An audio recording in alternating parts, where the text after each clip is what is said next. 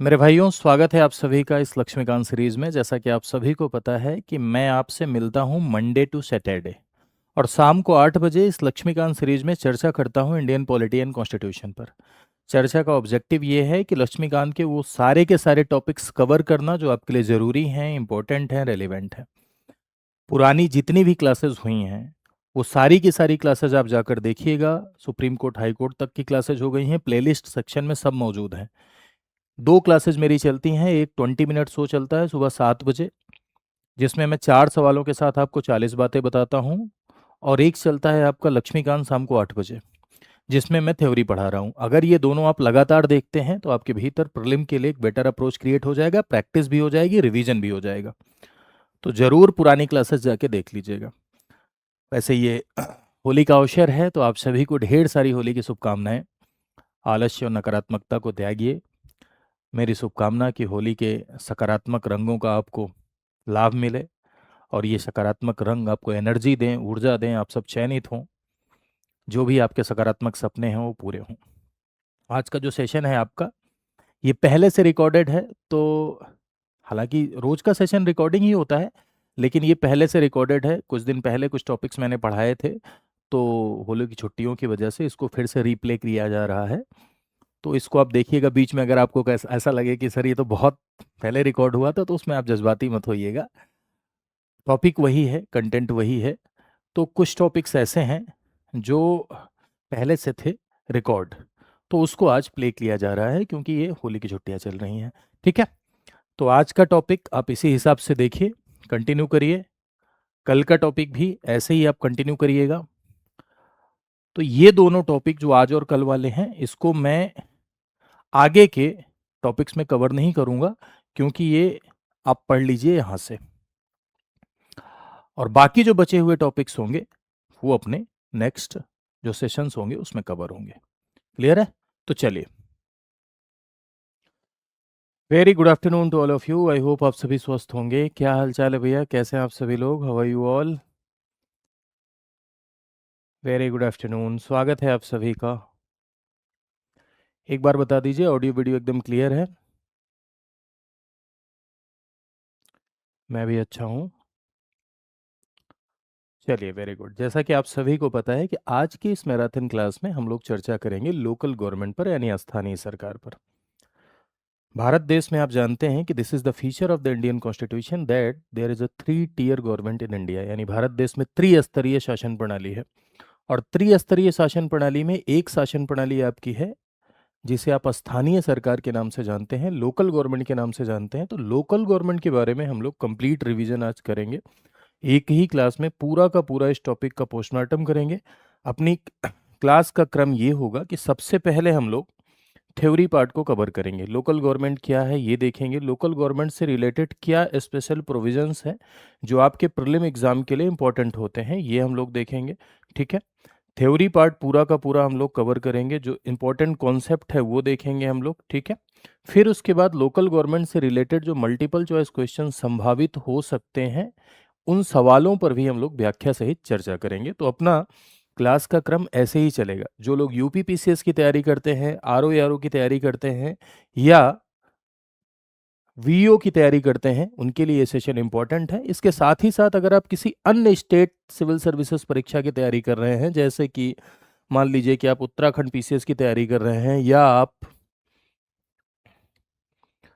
Bihar PCS की तैयारी कर रहे हैं, छत्तीसगढ़ पीसीएस की तैयारी कर रहे हैं, तब भी ये सेशन आपके लिए इंपॉर्टेंट है। क्योंकि किसी भी स्टेट सिविल सर्विसेज की परीक्षा में अगर आप सिलेबस उठा के देखिए तो सब में local government as a topic शामिल है। ठीक है, तो स्थानीय सरकार शामिल है। तो शुरू किया जाए, तैयार हैं आप लोग?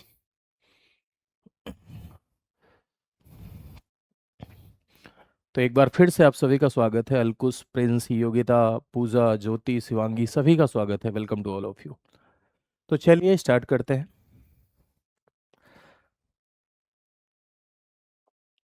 देखिए,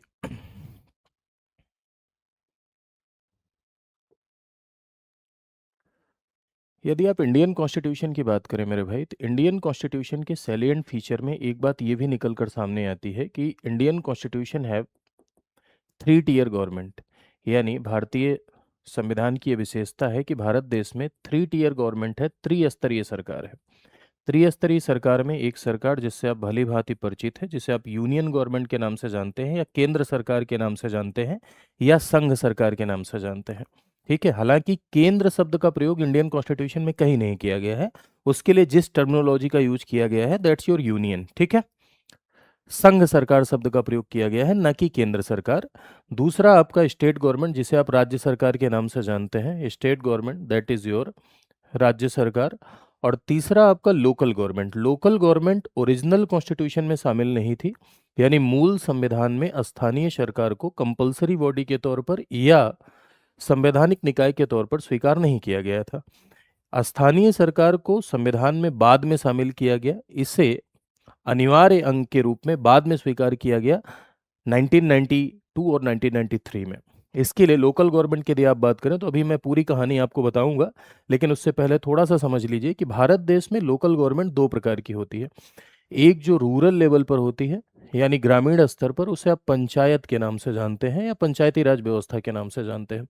और दूसरी जो आपको अर्बन लेवल पर नजर आएगी, यानी शहरी स्तर पर नजर आएगी, उसे आप म्युनिसिपैलिटी के नाम से जानते हैं, यानी नगर पालिका के नाम से जानते हैं। ठीक है, पंचायतों के लिए इंडियन कॉन्स्टिट्यूशन में है पार्ट 9 और नगर पालिका के लिए पार्ट 9A।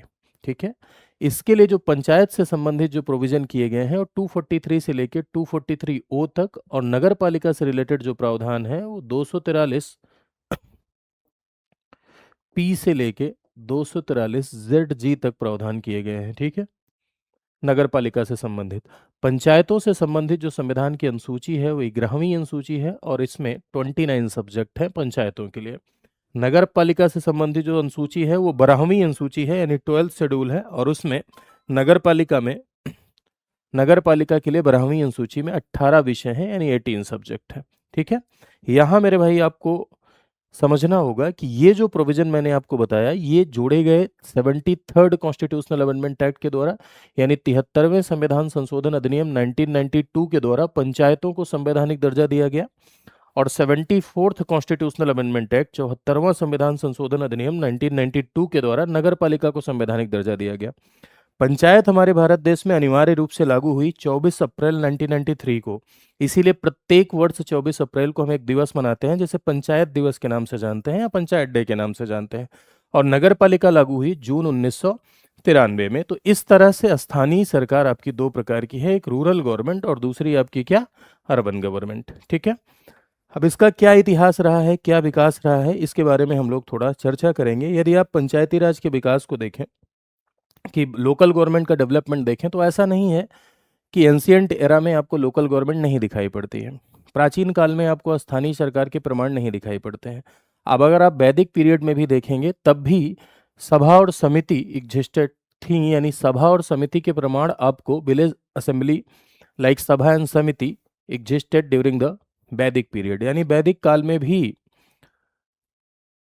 विलेज असेंबली की तरह सभा और समिति के प्रमाण मिलते हैं। इसके बाद आप देखेंगे मनुस्मृति में, चाणक्य के अर्थशास्त्र में और अन्य प्राचीन किताबों में भी ग्राम सभा के प्रमाण मिलते हैं। तो इसके कहने का अर्थ मेरा ये है कि प्राचीन काल में भी पंचायती राज व्यवस्था विद्यमान थी। ठीक है, इसके प्रमाण अलग अलग किताबों में आपको देखने को मिलते हैं। यदि आप चोल डायनेस्टी में एक अभिलेख मिला था, जिस अभिलेख का नाम था उत्तर मेरु अभिलेख। ठीक है, चोल काल में एक अभिलेख उत्तर मेरु अभिलेख, और यहां से भी लोकल गवर्नमेंट के प्रमाण मिलते हैं, यानी स्थानीय सरकार के प्रमाण यहां से भी मिलते हैं, यानी चोल डायनेस्टी से भी मिलते हैं।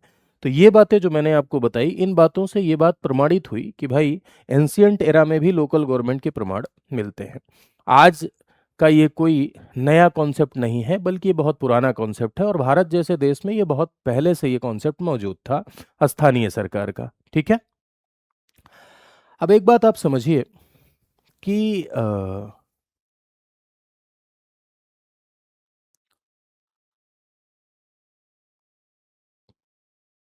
उत्तर मेरु अभिलेख जी। भारत देश में जब अंग्रेजों का शासनकाल आया तो अंग्रेजों ने भी स्थानीय सरकार के विकास में इंपॉर्टेंट रोल प्ले किया, यानी महत्वपूर्ण भूमिका निभाई। आपने लॉर्ड रिपन का नाम सुना होगा। लॉर्ड रिपन को father of local self government कहा जाता है, स्थानीय स्वशासन का पिता कहा जाता है। जानते हैं क्यों? इसलिए कहा जाता है क्योंकि लॉर्ड रिपन ने स्थानीय शासन को लेकर ईमानदार प्रयास किया था। लॉर्ड रिपन के द्वारा जो प्रस्ताव प्रस्तुत किया गया था लोकल गवर्नमेंट को लेकर, वो महत्वपूर्ण प्रस्ताव था, इंपॉर्टेंट था और एक ईमानदार प्रयास था। इसीलिए लॉर्ड रिपन को स्थानीय स्वशासन का पिता कहा जाता है, यानी father of local self government कहा जाता है, क्योंकि इन्होंने एक 1882 में एक प्रस्ताव प्रस्तुत किया जो कि लोकल गवर्नमेंट की दिशा में एक महत्वपूर्ण कदम था। ये तो बात हो गई इसके विकास की कि धीरे धीरे इसका विकास हुआ। अब आते हैं हम लोग वास्तविक स्थिति पर, जो हमें पढ़ना है, जो हमें समझना है, जहां से अपने यहाँ सवाल बनते हैं। अब सवाल ये है कि लोकल सेल्फ गवर्नमेंट इतनी जरूरी क्यों है? लोकल सेल्फ गवर्नमेंट, स्थानीय सरकार, जरूरी इसलिए है क्योंकि इससे स्थानीय विकास संभव हो पाता है। आप ये बात स्वयं समझिए कि स्थानीय स्तर पर विकास कार्यों को अंजाम देने के लिए केंद्र सरकार के लिए उतना सुविधाजनक नहीं होगा। गांव में बिजली, गांव में खड़ंजा, गांव में चक्रोट, गांव में सड़क, ठीक है। तो लोकल लेवल पर डेवलपमेंट को लोकल गवर्नमेंट के माध्यम से ज्यादा बेहतर तरीके से इंश्योर किया जा सकता है। उतना बेहतर तरीके से केंद्र सरकार डायरेक्ट अपनी स्कीम के द्वारा या राज्य सरकार डायरेक्ट अपनी स्कीम के द्वारा इंश्योर नहीं कर सकती, इसलिए लोकल गवर्नमेंट एक महत्वपूर्ण सरकार के तौर पे उभर सकती थी। दूसरी बात, अगर स्थानीय स्तर पर सरकार होगी तो लोग पार्टिसिपेट करेंगे उस सरकार में, लोग उस सरकार में भाग लेंगे, और जितना भागीदारी बढ़ती है उतना लोकतंत्र मजबूत होता है। आज देखो लोकल गवर्नमेंट है ना, तो आज गांव में, बाजार में जब आपका ग्राम प्रधान मिलता है तो आप उसे दौड़ा लेते हैं, ए प्रधान जी रुको रुको, ठीक है, बोले तो सोलर लाइट लगवाने के लिए, अगली बार आना मत गांव में, अभी तक नहीं लगवाए हो। तो ये क्या है? ये डायरेक्ट पार्टिसिपेशन है आपका। जनता डायरेक्टली सरकार में भागीदार हो रही है, डायरेक्ट आप कनेक्ट हैं प्रधान के साथ, इससे पार्टिसिपेशन बढ़ता है। और जब पार्टिसिपेशन बढ़ता है तो दो बातें आती है। पहला, डेमोक्रेसी यानी जनता का तंत्र मजबूत होता है, और दूसरा, आपके अंदर भी पॉलिटिकल अवेयरनेस आती है, आपके अंदर भी राजनीतिक सचेतता आती है, आपके अंदर भी पॉलिटिकल अवेयरनेस आती है। तो लोकल गवर्नमेंट से राजनीतिक सचेतता आएगी, लोकल गवर्नमेंट से स्थानीय स्तर पर विकास पॉसिबल हो पाएगा, लोकल गवर्नमेंट से पार्टिसिपेशन बढ़ेगा, डेमोक्रेसी मजबूत होगी, और डेमोक्रेसी को हम रूट लेवल पर स्थापित कर सकेंगे। ये लोकल गवर्नमेंट का फायदा है। और इसीलिए लोकल गवर्नमेंट के ढेर सारे समर्थक हमारे भारत देश में संविधान बनने के दौरान मौजूद थे, और उन समर्थकों में सबसे बड़े समर्थक गांधी जी थे। Gandhi ji local self government के भारत के सबसे बड़े समर्थक थे। गांधी जी इवन इस तरह, गांधी जी चाहते थे कि भारत देश में जो सरकार हो वो बॉटम टू टॉप अप्रोच पे बने, यानी सबसे पहले गांवों में सरकार बने, फिर उसी से राज्य में सरकार बने, और उसी से केंद्र में सरकार बने। इसे बॉटम टू टॉप अप्रोच कहते हैं। इस बात के समर्थक थे गांधी जी। लोकल गवर्नमेंट का एक फायदा यह भी होता है कि लोकल गवर्नमेंट से शक्तियां बढ़ती हैं, डिसेंट्रलाइजेशन होता है, और जब शक्तियां बढ़ती हैं तो मनमानी कम होती है।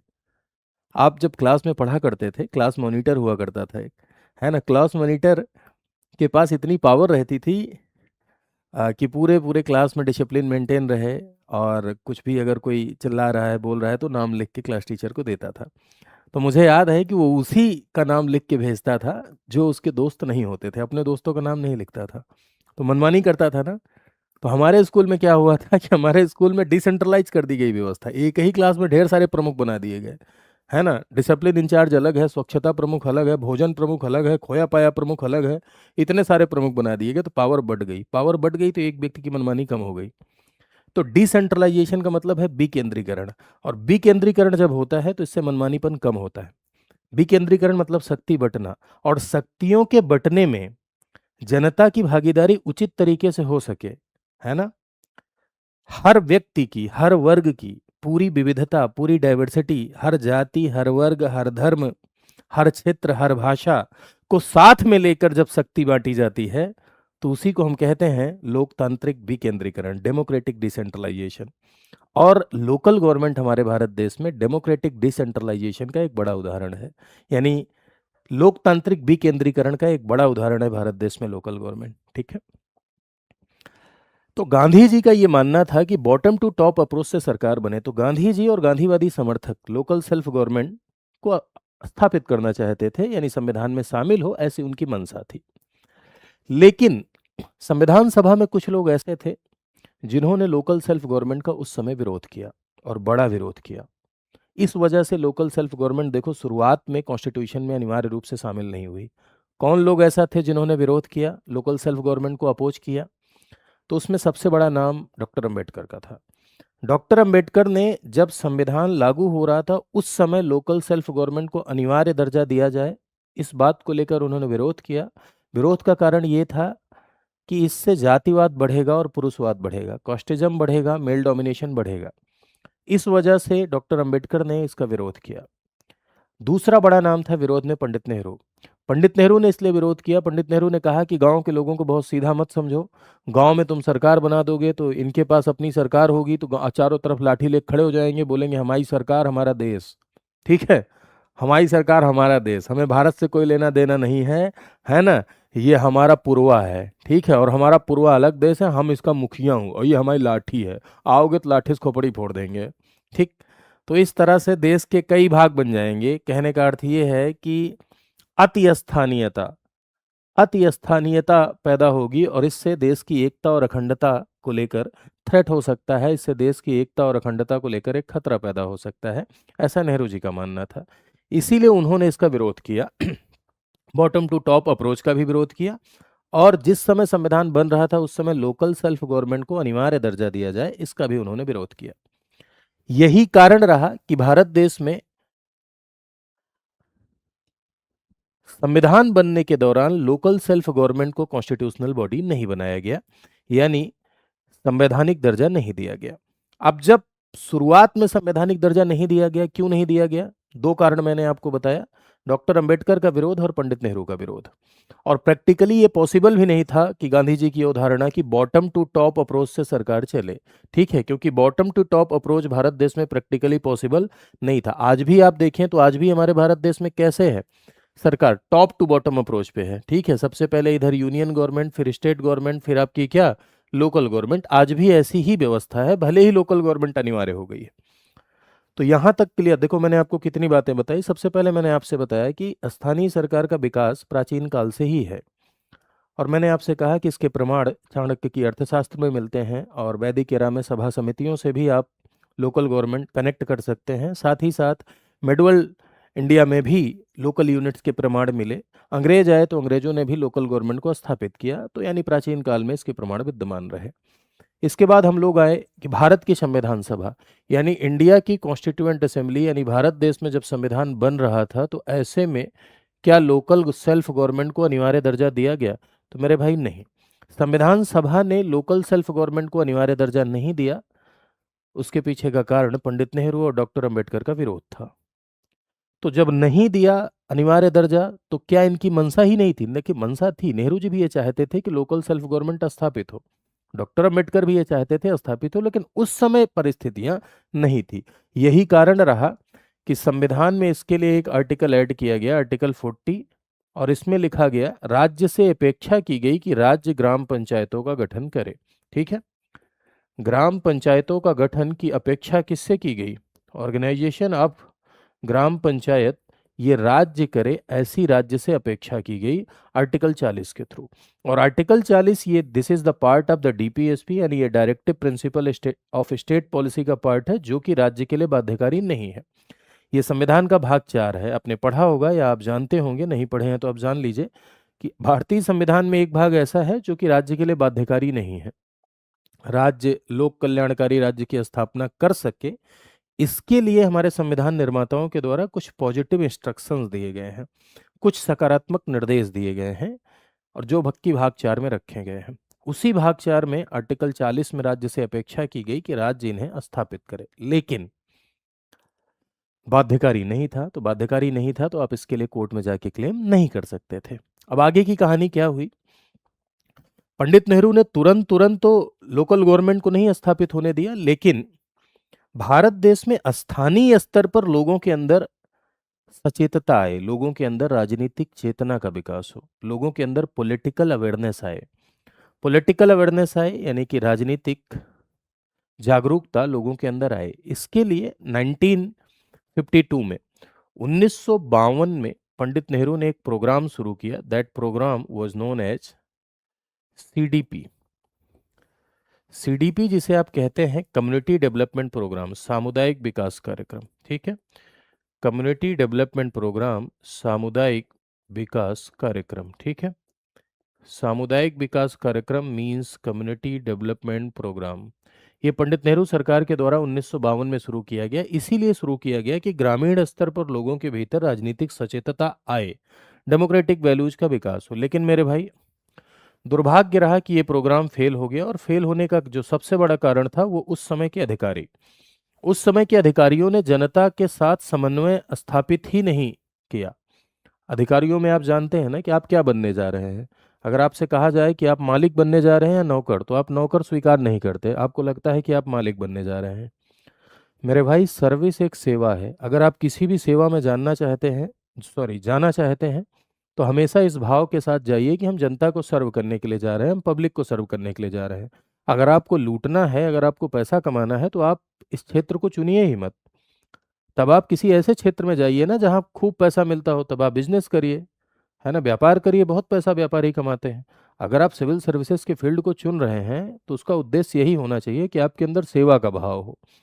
अगर आपके अंदर सेवा का भाव नहीं है, तो आप कितना भी विकास कर लीजिए, एक न एक दिन वो विकास का पतन होता ही होता है। रावण ने बहुत विकास किया था, लेकिन पूरी लंका जल गई, सिर्फ और सिर्फ एक कारण था कि विचार अच्छे नहीं थे। इसीलिए कहा जाता है कि विचार और विकास एक दूसरे के पूरक होते हैं। अगर विचार अच्छे नहीं हैं, तो कितना भी विकास कर लीजिए, पतन स्वाभाविक होता है। और सिविल सर्विसेज में जाने के लिए जो आपने उद्देश्य बनाया हो, उस उद्देश्य में सेवा भाव भी समाहित होना चाहिए। अगर सेवा भाव रहेगा, तभी आप वेलफेयर स्टेट के निर्माण में महत्वपूर्ण योगदान दे पाएंगे। अगर सेवा भाव नहीं रहेगा, तो कहाँ से योगदान दे पाएंगे। तो शुरुआत में जो अधिकारी थे, वो अधिकारियों के अंदर मालिक सिंड्रोम था। मालिक सिंड्रोम का मतलब ये है कि वो अपने आप को मालिक समझते थे। वो अपने आप को ऐसा समझते थे, अपने आप को इस तरह से मालिक समझते थे, अपने आप को ये समझते थे भाई, कि जैसे होता नहीं है कि एक तरीके का सिंड्रोम डेवलप हो जाता है मेरे भाई, कि रोज कोई आदमी आपका गाड़ी का गेट खोल रहा है, रोज कोई आदमी आपको सर सर सर सर कह रहा है, रोज कोई व्यक्ति आपको खाना बना के दे रहा है, आप कुछ सोच रहे हैं कि हमको चाट खाना है और चाट आ जा रहा है, तो आपके भीतर एक सिंड्रोम डेवलप हो जाता है कि हम ही भगवान हैं, हम ही मालिक हैं, है ना। तो ये सिंड्रोम अधिकारियों के अंदर जनरली डेवलप हो जाता है, और फिर वो जनता को नौकर समझते हैं और खुद को मालिक समझने लगते हैं, जो कि हैं खुद नौकर। और ये मालिक सिंड्रोम की वजह से उस समय जो अधिकारी रहे, उन्होंने जनता के साथ कोऑपरेट नहीं किया, यानी उन्होंने जनता के साथ एक तरीके से समन्वय स्थापित नहीं किया। और जनता के साथ कोऑपरेशन नहीं स्थापित हुआ, जनता के साथ समन्वय नहीं स्थापित हुआ, इसलिए ये सामुदायिक विकास कार्यक्रम क्या हो गया, आपका फेल हो गया। और जब ये सामुदायिक विकास कार्यक्रम फेल हुआ, तो क्यों फेल हुआ, इसी बात को एग्जामिन करने के लिए, यानी सामुदायिक विकास कार्यक्रम क्यों फेल हुआ, ठीक है, इसी बात को एग्जामिन करने के लिए, इसी बात का परीक्षण करने के लिए एक समिति गठित की गई। That committee is known as Balwant Rai Mehta समिति। बलवंत राय मेहता समिति का गठन इसीलिए किया गया मेरे भाई, कि आखिर कम्युनिटी डेवलपमेंट प्रोग्राम क्यों फेल हुआ, इस बात को एग्जामिन करने के लिए बलवंत राय मेहता समिति का गठन किया गया। ये वही बलवंत राय मेहता कमेटी है जिसने 3 टियर पंचायत के लिए रिकमेंड किया, यानी त्रिस्तरीय पंचायती राज व्यवस्था के लिए रिकमेंड किया। ये वही बलवंत राय मेहता कमेटी है। बलवंत राय मेहता को पंचायतों का आर्किटेक्ट कहा जाता है, इसीलिए कहा जाता है क्योंकि इन्होंने जो 3 टियर पंचायत के लिए रिकमेंड किया, आगे चल के वही प्रभावी हुई, इसीलिए इन्हें पंचायतों का आर्किटेक्ट कहा जाता है। ध्यान रखिएगा इस बात का मेरे भाइयों, कि बलवंत राय मेहता कमेटी ने कुछ रिकमेंडेशन दी, जिसमें सबसे पहली और इम्पोर्टेंट रिकमेंडेशन जो आपके एग्जाम के लिए महत्वपूर्ण होती है, इन्होंने कहा कि त्रिस्तरीय पंचायती राज व्यवस्था का गठन किया जाए। बलवंत राय मेहता कमेटी की रिकमेंडेशन में एक रिकमेंडेशन ये है कि 3 टियर पंचायत बनाई जाए, यानी त्रिस्तरीय पंचायती राज व्यवस्था का गठन किया जाए। त्रिस्तरीय पंचायत में एक पंचायत आपकी होगी जो कि विलेज लेवल पर बनेगी, दैट इज योर ग्राम पंचायत। ग्राम पंचायत जो कि ग्राम स्तर पर होगी। दूसरी एक पंचायत आपकी खंड स्तर पर बनेगी, ब्लॉक लेवल पर, जिसे आप पंचायत समिति के नाम से जानते हैं, या आप इसे ब्लॉक पंचायत के नाम से जानते हैं, या खंड पंचायत के नाम से जानते हैं। तीसरी जो पंचायत आपकी जिला स्तर पर बनेगी, उसे आप जिला परिषद के नाम से जानते हैं, ठीक है, जिला परिषद के नाम से या जिला पंचायत के नाम से जानते हैं। तो ये त्रिस्तरीय पंचायती राज व्यवस्था का शुभारंभ किया जाए, ऐसा बलवंत राय मेहता कमेटी ने रिकमेंड किया। साथ ही साथ इन्होंने ये भी कहा कि विलेज पंचायत के जो सदस्य हैं उनको प्रत्यक्ष रूप से चुनाया जाए, यानी डायरेक्ट उन्हें जनता चुने, ठीक है। और जो विलेज पंचायत की ऊपर की पंचायत है उनका इनडायरेक्ट इलेक्शन हो, खासकर अध्यक्ष के चुनाव के लिए इनडायरेक्ट इलेक्शन हो, ऐसा इन्होंने कहा, ठीक है। तो बलवंत राय मेहता कमेटी की रिकमेंडेशन जब आई, बलवंत राय मेहता कमेटी की जब सिफारिश आई, तो बलवंत राय मेहता कमेटी की सिफारिश को एनडीसी ने एक्सेप्ट किया, नेशनल डेवलपमेंट काउंसिल ने, ठीक है। राष्ट्रीय विकास परिषद यानी नेशनल डेवलपमेंट काउंसिल ने इसकी सिफारिशों को स्वीकार किया और राज्यों से ये आग्रह किया कि राज्य अपने यहाँ लागू करें। अभी भी देखिए अनिवार्य दर्जा नहीं दिया गया है, अभी भी कंपलसरी बॉडी नहीं बनाया गया है, अनिवार्य दर्जा नहीं दिया गया है, बल्कि राज्यों से इस बात का आग्रह किया गया है कि राज्य क्या करें, पंचायती राज व्यवस्था का गठन अपने यहाँ करें। और उसी का आउटकम ये हुआ कि 2 अक्टूबर 1959, सबसे पहले 2 अक्टूबर 1959 राजस्थान के नागौर जिले में बगदरी नामक ग्राम में पंचायती राज व्यवस्था का शुभारंभ किया गया और पंडित जवाहरलाल नेहरू ने उसका उद्घाटन किया। हालांकि पंचायत का प्रयोग करने वाला पहला राज्य आंध्र प्रदेश था, लेकिन पंचायतों को स्थापित करने वाला जो पहला राज्य था वो था आपका राजस्थान। राजस्थान ऐसा पहला राज्य था जिसने अपने यहाँ पंचायतों को स्थापित किया। 2 अक्टूबर क्यों? क्योंकि गांधीवादी यह अवधारणा है, गांधी जी की जयंती 2 अक्टूबर को होती है, इसलिए 2 अक्टूबर 1959 को राजस्थान के नागौर जिले के बगदरी नामक ग्राम में पंचायती राज व्यवस्था का शुभारंभ किया गया। यानी पंचायतों को स्थापित करने वाला जो आपका पहला राज्य रहा वो रहा राजस्थान, और फिर उसके बाद दूसरा राज्य पंचायत को लगाने वाला वो आंध्र प्रदेश होगा। आंध्र प्रदेश के महबूब नगर जिले में पंचायत का शुभारंभ किया गया। लेकिन मेरे भाई यहाँ सबसे बड़ी समस्या ये थी कि पंचायतों को अलग अलग राज्यों ने स्वीकार तो किया, साउथ इंडिया के कुछ राज्यों ने भी पंचायतों को अपने यहाँ लगाना शुरू कर दिया, लेकिन पंचायतों का जो ऑब्जेक्टिव था वो फुलफिल नहीं हो रहा था, पंचायतों का जो उद्देश्य था वो फुलफिल बिल्कुल नहीं हो रहा था।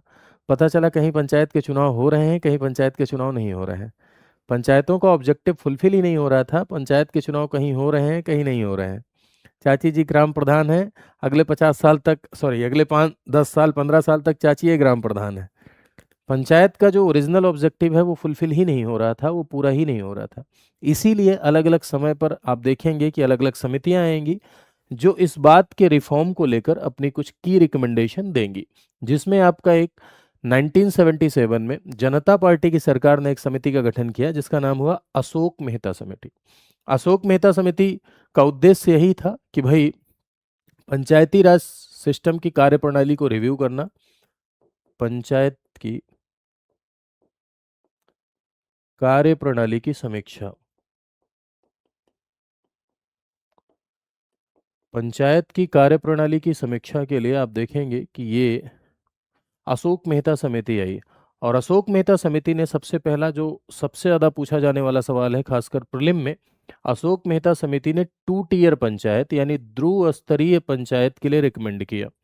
ध्रुव पंचायत का मतलब ये था कि एक पंचायत आपकी मंडल स्तर की बनेगी और दूसरी पंचायत आपकी जिला स्तर पर बनेगी। ये मंडल का अर्थ ये नहीं है कि जो जिलों को मिला के मंडल बनाया जाता है, ठीक भैया, जिलों को मिला के जो मंडल बनाया जाता है वो मतलब नहीं है इसका। कुछ गांवों को मिलाकर एक मंडल होगा, कुछ गांवों को मिलाकर एक मंडल होगा और मंडल स्तर पर एक पंचायत बनेगी, साथ ही साथ जिला स्तर पर एक पंचायत बनेगी, मंडल और जिला स्तर पर। तो 2 स्तरीय पंचायत के लिए रिकमेंड किया था किसने? अशोक मेहता समिति ने। मंडल पंचायत का मतलब है ग्रुप ऑफ विलेज, यानी गांवों को मिला के 15-20 हजार की जनसंख्या के साथ एक मंडल पंचायत का गठन हो, ऐसा अशोक मेहता कमेटी की रिकमेंडेशन थी। इन्होंने कहा कि रेगुलर सोशल ऑडिट किया जाए, जिला परिषद को एग्जीक्यूटिव बॉडी बनाया जाए, यानी जो ये दूसरी जिला स्तर की पंचायत है उसे कार्यकारी निकाय बनाया जाए। साथ ही साथ अशोक मेहता कमेटी ने यह भी कहा था कि पॉलिटिकल पार्टी को पंचायत के चुनाव में इन्वॉल्वमेंट मिले, यानी राजनीतिक दल भी पंचायतों के चुनाव में शामिल हो। अभी आज की स्थिति क्या है? क्या राजनीतिक दल पंचायतों के चुनाव में शामिल हैं? तो आज की स्थिति यह है कि देखिए, जिला स्तर के जो पंचायत के चुनाव होते हैं उसमें राजनीतिक दल डायरेक्टली पार्टिसिपेट करते हैं, लेकिन गांव स्तर के जो पंचायत के चुनाव होते हैं उसमें पॉलिटिकल पार्टी डायरेक्टली पार्टिसिपेट नहीं करती है। साथ ही साथ इन्होंने कहा कि ऐसा वर्ग जो वंचित वर्ग है और जो महिलाएं हैं उनको आरक्षण भी दिया जाए। ये अशोक मेहता समिति की रिकमेंडेशन थी। ठीक है, ये आपके यहाँ पूछी भी जाती है। इसके बाद भी कुछ समितियां आई, जैसे आपका एक समिति बनी 1985 में जिसका नाम है जीवीके राव समिति।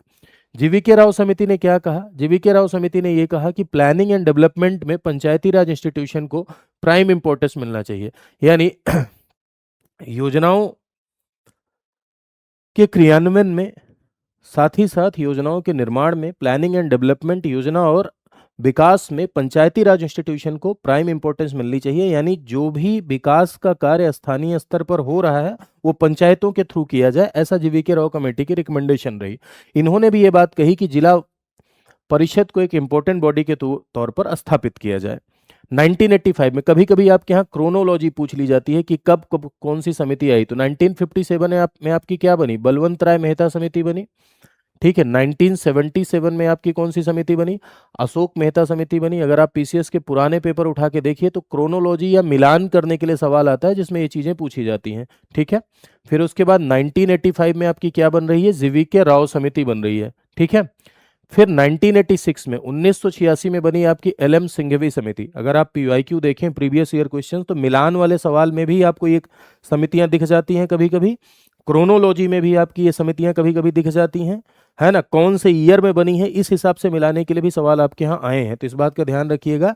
लोकल गवर्नमेंट से अब तक देखा जाए तो पीसीएस में सबसे ज्यादा सवाल पूछे गए हैं, अगर पुराना ट्रेंड आप उठा के देखें तो लोकल गवर्नमेंट बहुत ही इंपॉर्टेंट टॉपिक है। तो अगर आप ध्यान से मुझे सुनेंगे अगले 1-1.5 घंटे तक तो सारी की सारी प्रीलिम स्तर की जितनी भी चीजें हैं सब आपकी क्लियर हो जाएंगी।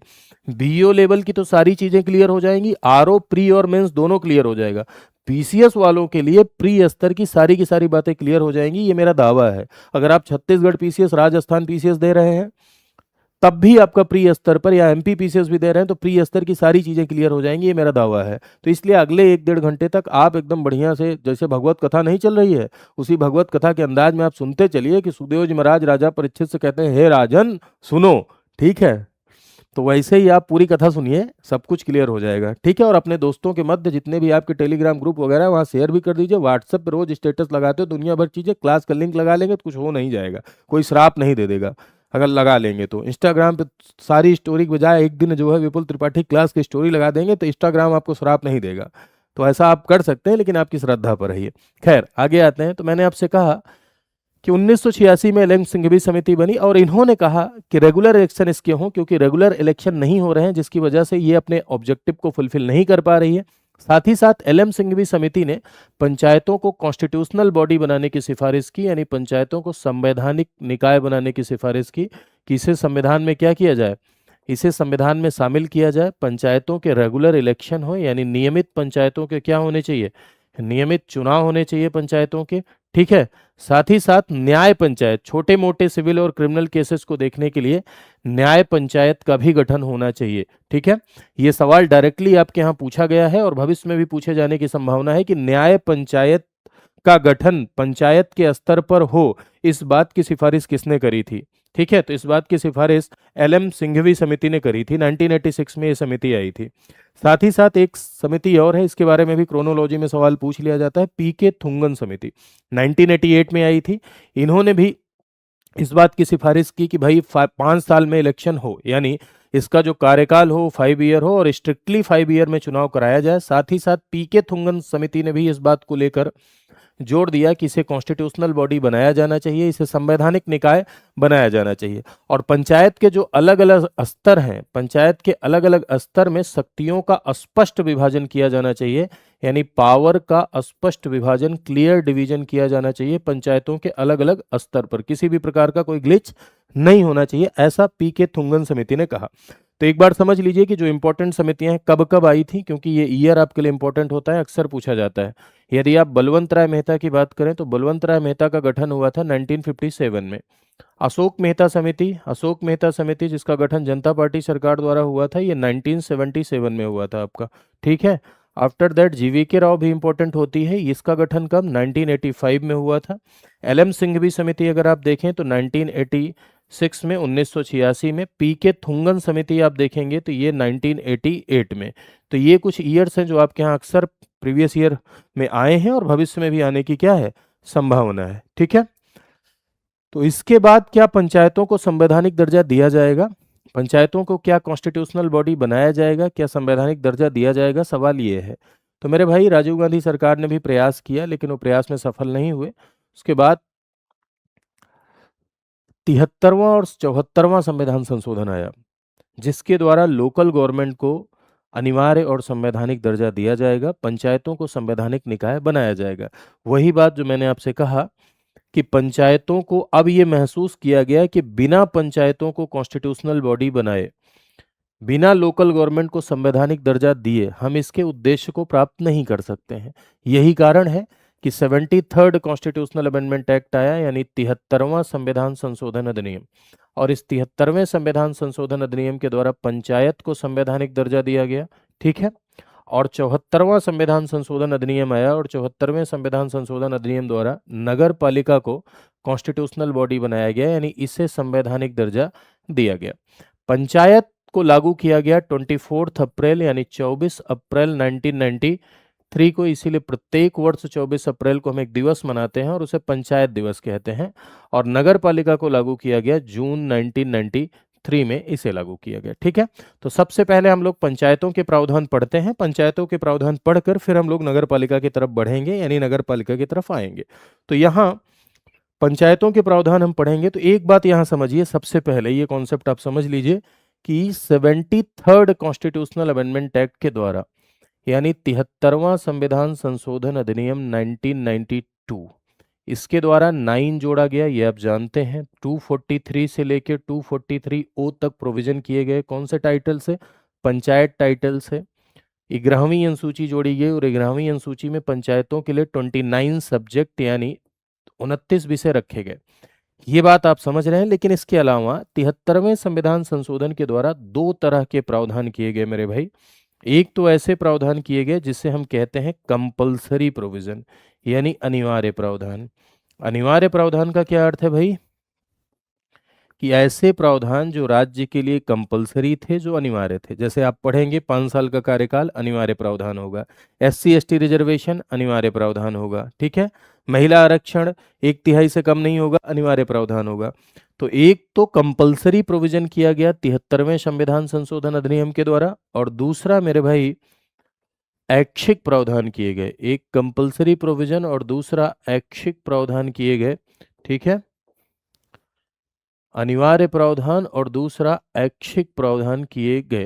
तो ध्यान रखिएगा इस बात को कि 73rd कॉन्स्टिट्यूशनल अमेंडमेंट के द्वारा एक कंपलसरी और दूसरा डिस्क्रेशनरी प्रोविजन यानी ऐच्छिक प्रावधान जो राज्य की इच्छा पर है। दो तरह के प्रावधान 73वें संविधान संशोधन के द्वारा यानी 73rd कॉन्स्टिट्यूशनल अमेंडमेंट के द्वारा दो तरह के ये प्रोविजन किए गए, इस बात को ध्यान रखिए। अब सबसे पहले हम लोग अनिवार्य प्रावधानों की तरफ बढ़ते हैं। अनिवार्य प्रावधान में सबसे पहले आर्टिकल 243A, ये बात करता है ऑर्गेनाइजेशन ऑफ ग्राम सभा की, यानी ग्राम सभा के गठन की बात करता है ये। ठीक है, 243A कहता है कि किसका गठन होगा, ग्राम सभा का गठन। मेरे भाई एक बात ध्यान रखिए, ग्राम सभा क्या है आप समझते हैं? कोई बताएगा कमेंट करके कि व्हाट इज ग्राम सभा? ग्राम सभा क्या है? तो ग्राम सभा क्या गांव के सभी लोगों का समूह? नहीं, ग्राम सभा का अर्थ ये है कि ये आपका गांव है। ठीक है, ग्राम जिसे आप बोलते हैं, ग्राम में देखो इतने सारे ढेर सारे लोग रहते हैं, ये इतने सारे लोग गांव में क्या है, रहते हैं। ठीक है, अब इसमें से क्या है कि ये इनका नाम वोटर लिस्ट में है, इनका नाम वोटर लिस्ट में है, जिधर जिधर रेड है इनका नाम वोटर लिस्ट में है। तो इनको मिलाकर जो सभा बनेगी उसे हम ग्राम सभा कहते हैं, यानी गांव के ऐसे लोगों का समूह जिनका नाम निर्वाचक नामावली में है। फिर से सुनिएगा, गांव के ऐसे लोगों का समूह जिनका नाम निर्वाचक नामावली में है, उसको मिलाकर जो सभा बनती है उसे हम ग्राम सभा कहते हैं। और ग्राम सभा का गठन ऑर्गेनाइजेशन ऑफ ग्राम पंचायत, ग्राम सभा को डील करता है 243A ऑफ द कॉन्स्टिट्यूशन। दूसरी बात, 3 टियर सिस्टम ऑफ पंचायती राज। त्रिस्तरीय पंचायती राज व्यवस्था को अनिवार्य किया गया। त्रिस्तरीय पंचायती राज व्यवस्था, ऐसे राज्य जिनकी जनसंख्या 20 लाख से कम है वो अपने यहाँ खंड स्तर की पंचायत को स्किप कर सकते हैं। बाकी राज्यों के लिए 3 टियर पंचायत होगा, यानी त्रिस्तरीय पंचायत बाकी राज्यों के लिए होगा। जैसे कौन कौन सी? एक पंचायत आपकी ग्रामीण स्तर पर होगी, विलेज लेवल पर होगी, जिसे आप क्या कहेंगे? जिसे आप ग्राम पंचायत कहते हैं। क्या कहते हैं? ग्राम पंचायत। दूसरी खंड स्तर पर होगी, जिसे पंचायत समिति के नाम से जाना जाता है, या इसे खंड पंचायत के नाम से जाना जाता है, पंचायत समिति या खंड पंचायत। और तीसरी आपकी जिला स्तर पर, जिसे जिला परिषद के नाम से जाना जाता है, या डिस्ट्रिक्ट काउंसिल के नाम से, या इसे आप जिला पंचायत के नाम से भी जानते हैं। अंग्रेजी में भी ऐसे ही लिख सकते हैं, ठीक है। तो ये 3 टियर पंचायत है। कहा जा रहा है कि ऐसे स्टेट, क्या ये त्रिस्तरीय पंचायत अनिवार्य होगी? जी हाँ, ये त्रिस्तरीय पंचायत अनिवार्य होगी, लेकिन ऐसे राज्य जिनकी जनसंख्या 20 लाख से कम है। फिर से सुनिएगा, ऐसे स्टेट या ऐसे राज्य जिनकी जनसंख्या 20 लाख से कम है वो पंचायत समिति को स्किप कर सकते हैं, यानी सिर्फ ग्राम पंचायत और जिला परिषद से ही काम चला सकते हैं। अब ये किससे किससे मिलकर बनेगी मेरे भाइयों? तो किससे किससे मिलकर बनेगी? ग्राम पंचायत भी आप देखेंगे तो ग्राम पंचायत में भी क्या होंगे? सदस्य होंगे, सदस्य होंगे प्लस क्या होंगे? अध्यक्ष होंगे, ठीक है। यहाँ पर भी आप देखेंगे पंचायत समिति में भी कौन होंगे? सदस्य होंगे, सदस्य के साथ साथ यहाँ कौन होगा? अध्यक्ष होंगे। पंचायत समिति में भी सदस्य और अध्यक्ष होंगे। जिला परिषद में भी आप देखेंगे तो जिला परिषद में भी सदस्य होंगे और सदस्यों के साथ साथ कौन होंगे? अध्यक्ष होंगे। सदस्य और अध्यक्ष दोनों होंगे किसमें? जिला पंचायत में भी। अब यहाँ ये जो सदस्य होंगे होते हैं गांव में, ग्राम पंचायतों में आप देखते हैं कि अलग अलग जो कुनबे होते हैं वहां से सदस्य चुने जाते हैं। जब आप ग्राम पंचायत के चुनाव में वोट डालने के लिए जाते हैं तो एक आप सदस्य के लिए वोट डालते हैं उत्तर प्रदेश में, एक आप अपने प्रधान के लिए वोट डालते हैं, एक आप इस पंचायत समिति का सदस्य जिसे बीडीसी मेंबर बोलते हैं इसके लिए वोट डालते हैं, और एक आप जिला पंचायत सदस्य के लिए वोट डालते हैं। 4 वोट डाल के आते हैं आप, यूपी में खासकर जो संरचना है। तो देखिए, ग्राम पंचायत के सदस्य का जो चुनाव होगा वो प्रत्यक्ष होगा, यानी जनता चुनेगी, ये अनिवार्य प्रावधान है। पंचायत के सभी स्तर पर सदस्यों का चुनाव, पंचायत समिति का जो सदस्य होता है उसे बीडीसी मेंबर बोलते हैं, आपने सुना होगा, ठीक है। तो बीडीसी का जो इलेक्शन होगा ये भी प्रत्यक्ष होगा, इससे भी जनता चुनेगी, प्रत्यक्ष चुनाव होगा। BDC member village development council, block development council का सदस्य, ठीक है। और जिला पंचायत, कुछ गांवों को मिलाकर जिला पंचायत क्षेत्र बनाए जाते हैं, कुछ गांवों को मिलाकर जिला पंचायत क्षेत्र बनाए जाते हैं, और जिला पंचायत क्षेत्र से एक व्यक्ति सदस्य के रूप में चुना जाता है जिसे जिला पंचायत सदस्य कहते हैं, और इसका भी प्रत्यक्ष चुनाव होगा। ये अनिवार्य प्रावधान है मेरे भाई कि प्रत्येक पंचायत के प्रत्येक स्तर पर जो सदस्य का चुनाव होगा वो प्रत्यक्ष होगा। फिर से सुनिए, पंचायत के प्रत्येक स्तर पर जो सदस्य का चुनाव होगा वो कैसा होगा? वो प्रत्यक्ष चुनाव होगा, यानी डायरेक्ट इलेक्शन होगा। समझ पा रहे हैं ना आप? ठीक है, ये कंपलसरी प्रोविजन में आएगा, ये अनिवार्य प्रावधान में आएगा, ठीक है। अब इसके बाद अध्यक्ष की यदि आप बात करें तो ये जो ब्लॉक पंचायत है आपकी, ब्लॉक पंचायत का मतलब पंचायत समिति जिसे आप कहते हैं, तो पंचायत समिति की यदि आप बात करें तो पंचायत समिति में जो अध्यक्ष स्तर का चुनाव होगा, पंचायत समिति में अध्यक्ष का चुनाव या अध्यक्ष स्तर का जो चुनाव हो रहा है ये चुनाव इनडायरेक्ट होगा, यानी बीडीसी ही अपने अध्यक्ष को चुनेंगे, जिसको आप उत्तर प्रदेश में ब्लॉक प्रमुख के नाम से जानते हैं, ठीक है। जनरली इसके चुनाव में बहुत धांधली आपको देखने को मिलती है, पता चला रातों रात बीडीसी उठा लिए जाते हैं, इनको 2-4 लाख रुपए दे दिया जाता है, फिर वो वोट कर देते हैं, ये सब चुनौतियां देखने को मिलती हैं। और यहाँ जिला परिषद में भी अध्यक्ष का जो चुनाव होगा जिसे आप कहते हैं जिला पंचायत अध्यक्ष, जिला पंचायत अध्यक्ष, और जिला पंचायत अध्यक्ष को भी कौन चुनेगा? सदस्य ही चुनेंगे। अब 2 बातें मैंने आपको बताई, सुनिए। पंचायत के सभी स्तर पर मेंबर का इलेक्शन डायरेक्ट होगा, पहला पॉइंट। पंचायत के सेकंड स्तर जिसे मध्यवर्ती स्तर, इंटरमीडिएट लेवल कहते हैं, उस पे चेयरमैन का इलेक्शन इनडायरेक्ट। पंचायत का जिला स्तर जिसे जिला परिषद कहते हैं उसमें चेयरमैन का इलेक्शन इनडायरेक्ट। ये अनिवार्य है। इतनी बातें, ये दोनों बातें अनिवार्य है। अब यहां ग्राम पंचायत का जो अध्यक्ष है, जिसे उत्तर प्रदेश में आप प्रधान कहते हैं, बिहार में आप मुखिया कहते हैं, राजस्थान में आप सरपंच कहते हैं, इसका इलेक्शन डायरेक्ट या इनडायरेक्ट ये राज्य विधानमंडल तय करेगा। फिर से सुनिएगा, ग्राम पंचायत के लेवल पर अध्यक्ष, जिसे प्रधान, मुखिया या सरपंच के नाम से आप जानते हैं, इसका जो इलेक्शन होगा वो डायरेक्ट होगा या इनडायरेक्ट होगा, ये स्टेट लेजिस्लेचर तय करेगा, ये राज्य विधानमंडल तय करेगा। यूपी में कैसे होता है ये आप कमेंट करके बताइए कि यूपी में इसका इलेक्शन अध्यक्ष का कैसे होता है। तो यूपी में डायरेक्ट होता है, यूपी में हम अपने प्रधान को डायरेक्ट चुनते हैं। ठीक है, चलिए, तो ये बात आप समझ गए। दूसरी बात भाई, वही बात यहाँ पर लिखी हुई है, मैंने जो आपको बताया वही बात यहाँ पर मेंशन है कि direct election to all seat of member in panchayat in all 3 levels, यानी सभी तीनों स्तर पर सदस्यों का चुनाव प्रत्यक्ष होगा। ठीक है, तीनों स्तर पर, तीनों स्तर पर सदस्य का चुनाव कैसे होगा भैया? सदस्य का चुनाव यानी मेंबर का जो इलेक्शन होगा वो प्रत्यक्ष होगा, यानी डायरेक्ट इलेक्शन होगा। ठीक है, और ब्लॉक और जिला स्तर पर, ब्लॉक और जिला स्तर पर अध्यक्ष का चुनाव इनडायरेक्ट, ब्लॉक एवं जिला स्तर पर अध्यक्ष का चुनाव अप्रत्यक्ष। ये दोनों बातें कंपलसरी प्रोविजन है। ठीक है, त्रिस्तरीय पंचायत लगेगी। ऐसे राज्य जिनकी जनसंख्या 20 लाख से कम है वो 2 कर सकते हैं, बाकी त्रिस्तरीय पंचायत होगी, ये अनिवार्य प्रावधान है। ग्राम सभा का गठन अनिवार्य प्रावधान है। तीनों स्तर पर सदस्य का चुनाव प्रत्यक्ष होगा, कंपलसरी अनिवार्य प्रावधान है।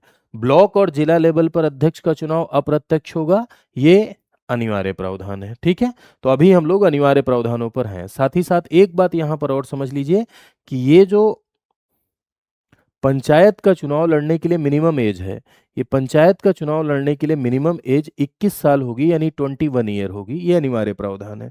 पंचायत के किसी भी स्तर पर आप चुनाव लड़ते हैं, चाहे आप सदस्य के इलेक्शन में पार्टिसिपेट करते हैं, चाहे आप अध्यक्ष के इलेक्शन में पार्टिसिपेट करते हैं, पंचायत के किसी भी स्तर पर अगर आप चुनाव लड़ रहे हैं तो जो एज होगी, मिनिमम एज, वो कितनी होगी भैया? वो 21 ईयर होगी, यानी कि 21 साल होगी। ठीक है, बाकी और भी ये सारे प्रावधान अनिवार्य हैं जो मैंने अब तक बताए आपको। अनिवार्य प्रावधानों में कुछ बातें और समझ लीजिए कि जैसे reservation of the SC ST, तो SC ST को जो आरक्षण मिलेगा मेरे भाई, SC ST को आरक्षण जनसंख्या के अनुपात में मिलेगा, और इस बात को डील करता है आर्टिकल 243D। जनसंख्या के अनुपात में SC ST को रिजर्वेशन मिलेगा, ये अनिवार्य प्रावधान होगा। साथ ही साथ महिला आरक्षण, महिलाओं को आरक्षण 1/3 से कम नहीं होना चाहिए। फिर से ध्यान से सुनिएगा, ये जो विमेन रिजर्वेशन है यानी महिला आरक्षण है, ये 1/3 से कम नहीं होगा। ध्यान से सुनिएगा, महिला आरक्षण 1/3 से कम नहीं होगा, यानी 1/3 से कम नहीं होगा। ठीक है, वीमेन रिजर्वेशन, महिला आरक्षण 1/3 से कम नहीं होगा, ये अनिवार्य प्रावधान है। 1/3 से ज्यादा बढ़ाना वो ऐच्छिक में आ जाता है। ठीक है, साथ ही साथ पंचायत का जो कार्यकाल होगा वो पंचायत का कार्यकाल 5 ईयर का होगा, यानी 5 साल का पंचायत का कार्यकाल होगा, ये भी अनिवार्य है। और इस 5 साल के दौरान अगर पंचायतें डिसॉल्व हो गई, पंचायत यदि भंग हो जाती है, तो कितने दिन में चुनाव कराना है? 6 महीने में चुनाव कराना है। लेकिन एक सवाल का जवाब आप मेरे दीजिएगा कि 5 साल के भीतर यदि पंचायत भंग हो गई, 6 महीने में जब चुनाव होगा, तो जो दूसरी पंचायत बनेगी वो रिमेनिंग टाइम के लिए बनेगी या अगले 5 साल के लिए बनेगी? पंचायत का कार्यकाल 5 वर्ष है। अगर पंचायत बीच में भंग हो जाती है तो 6 महीने में इलेक्शन कराना है। 6 महीने में मान लो इलेक्शन हुआ, 2 साल में मान लो पंचायत भंग हो गई, फिर 6 महीने में इलेक्शन हुआ। अब 6 महीने में इलेक्शन हुआ तो जो नई पंचायत बनेगी वो रिमेनिंग टाइम यानी बचे हुए समय के लिए बनेगी या अगले 5 साल के लिए बनेगी, ये बताना है आपको। वो बचे हुए समय के लिए ही बनेगी, क्योंकि अगर अगले 5 साल के लिए बना देंगे तो साइकिल गड़बड़ा जाएगा, रोज चुनाव ही होता रहेगा, है ना? ठीक है, साथ ही साथ पंचायतों का चुनाव कराने के लिए राज्य निर्वाचन आयोग होगा अंडर आर्टिकल 243 के। कौन सा? राज्य निर्वाचन आयोग, जो कि पंचायतों का चुनाव कराएगा। इसके लिए स्टेट इलेक्शन कमीशन होगा, राज्य निर्वाचन आयोग होगा। ध्यान रखिएगा इस बात का कि हमारे भारत देश में सारे चुनाव, राष्ट्रपति का चुनाव, उपराष्ट्रपति का चुनाव, लोकसभा का चुनाव, विधानसभा का चुनाव भारतीय निर्वाचन आयोग कराता है। इंडियन इलेक्शन कमीशन कराता है, भारतीय निर्वाचन आयोग कराता है। लेकिन लोकल गवर्नमेंट का जो इलेक्शन है, स्थानीय सरकार का जो चुनाव है मेरे भाई, वो स्थानीय सरकार का चुनाव स्टेट इलेक्शन कमीशन कराता है, यानी राज्य निर्वाचन आयोग कराता है। ठीक है, तो राज्य निर्वाचन आयोग चुनाव कराएगा। साथ ही साथ लोकल गवर्नमेंट की वित्तीय स्थिति की समीक्षा के लिए 243 के तहत एक स्टेट फाइनेंस कमीशन होगा, यानी राज्य वित्त आयोग होगा।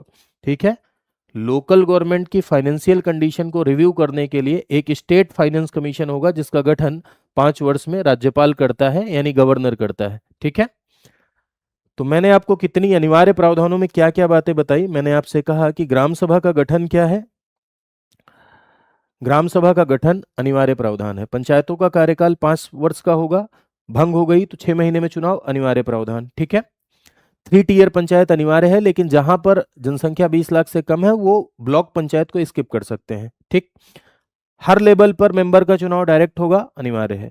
ब्लॉक और डिस्ट्रिक्ट लेवल पे इनडायरेक्ट होगा, अध्यक्ष का चुनाव अनिवार्य है। ठीक है, SC ST रिजर्वेशन अनिवार्य है, महिला आरक्षण 1/3 से कम नहीं होगा, अनिवार्य है। 243 के तहत राज्य निर्वाचन आयोग अनिवार्य है, राज्य वित्त आयोग भी क्या है, अनिवार्य है। तो इतनी बातें आपने समझा अनिवार्य प्रावधानों में। अब हम लोग देख लेते हैं कि 73rd कॉन्स्टिट्यूशनल अमेंडमेंट एक्ट के तहत, यानी 73वें संविधान संशोधन अधिनियम के तहत ऐसे कौन से प्रावधान है जो ऐच्छिक है।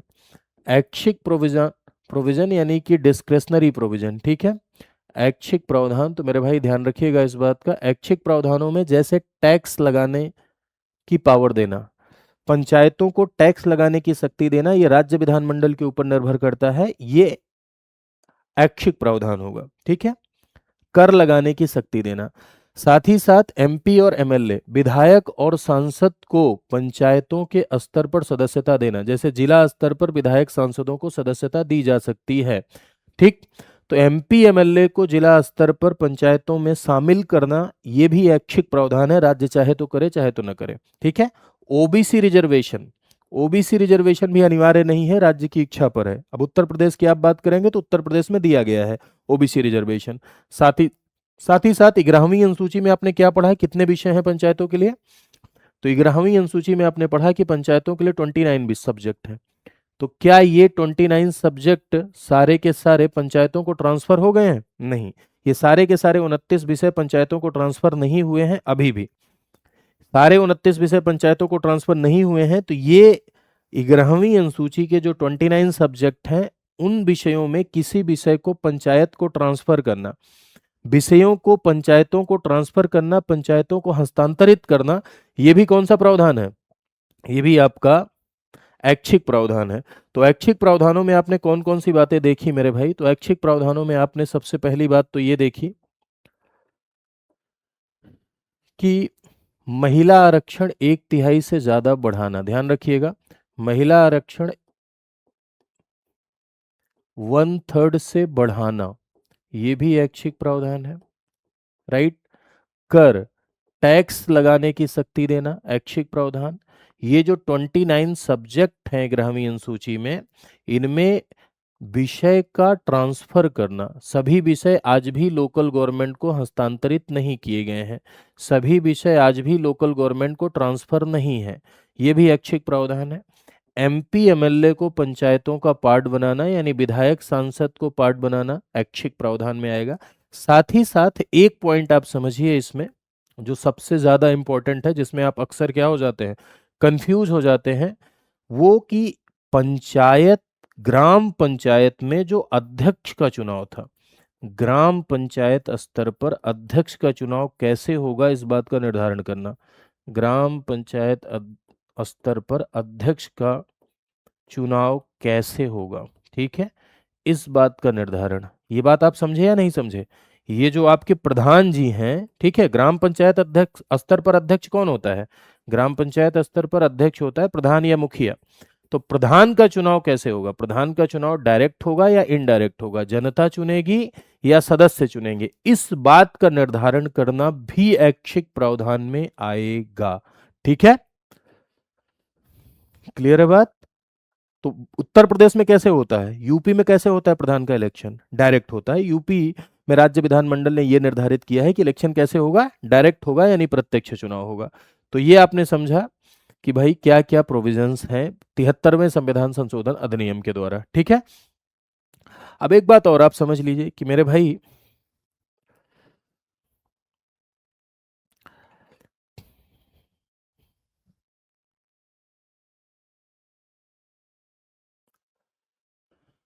कुछ ऐसे क्षेत्र हैं जहां पर पंचायत के प्रावधान नहीं लागू होते हैं। कौन से ऐसे राज्य हैं जहां डायरेक्टली 73वां संविधान संशोधन लागू नहीं होता है?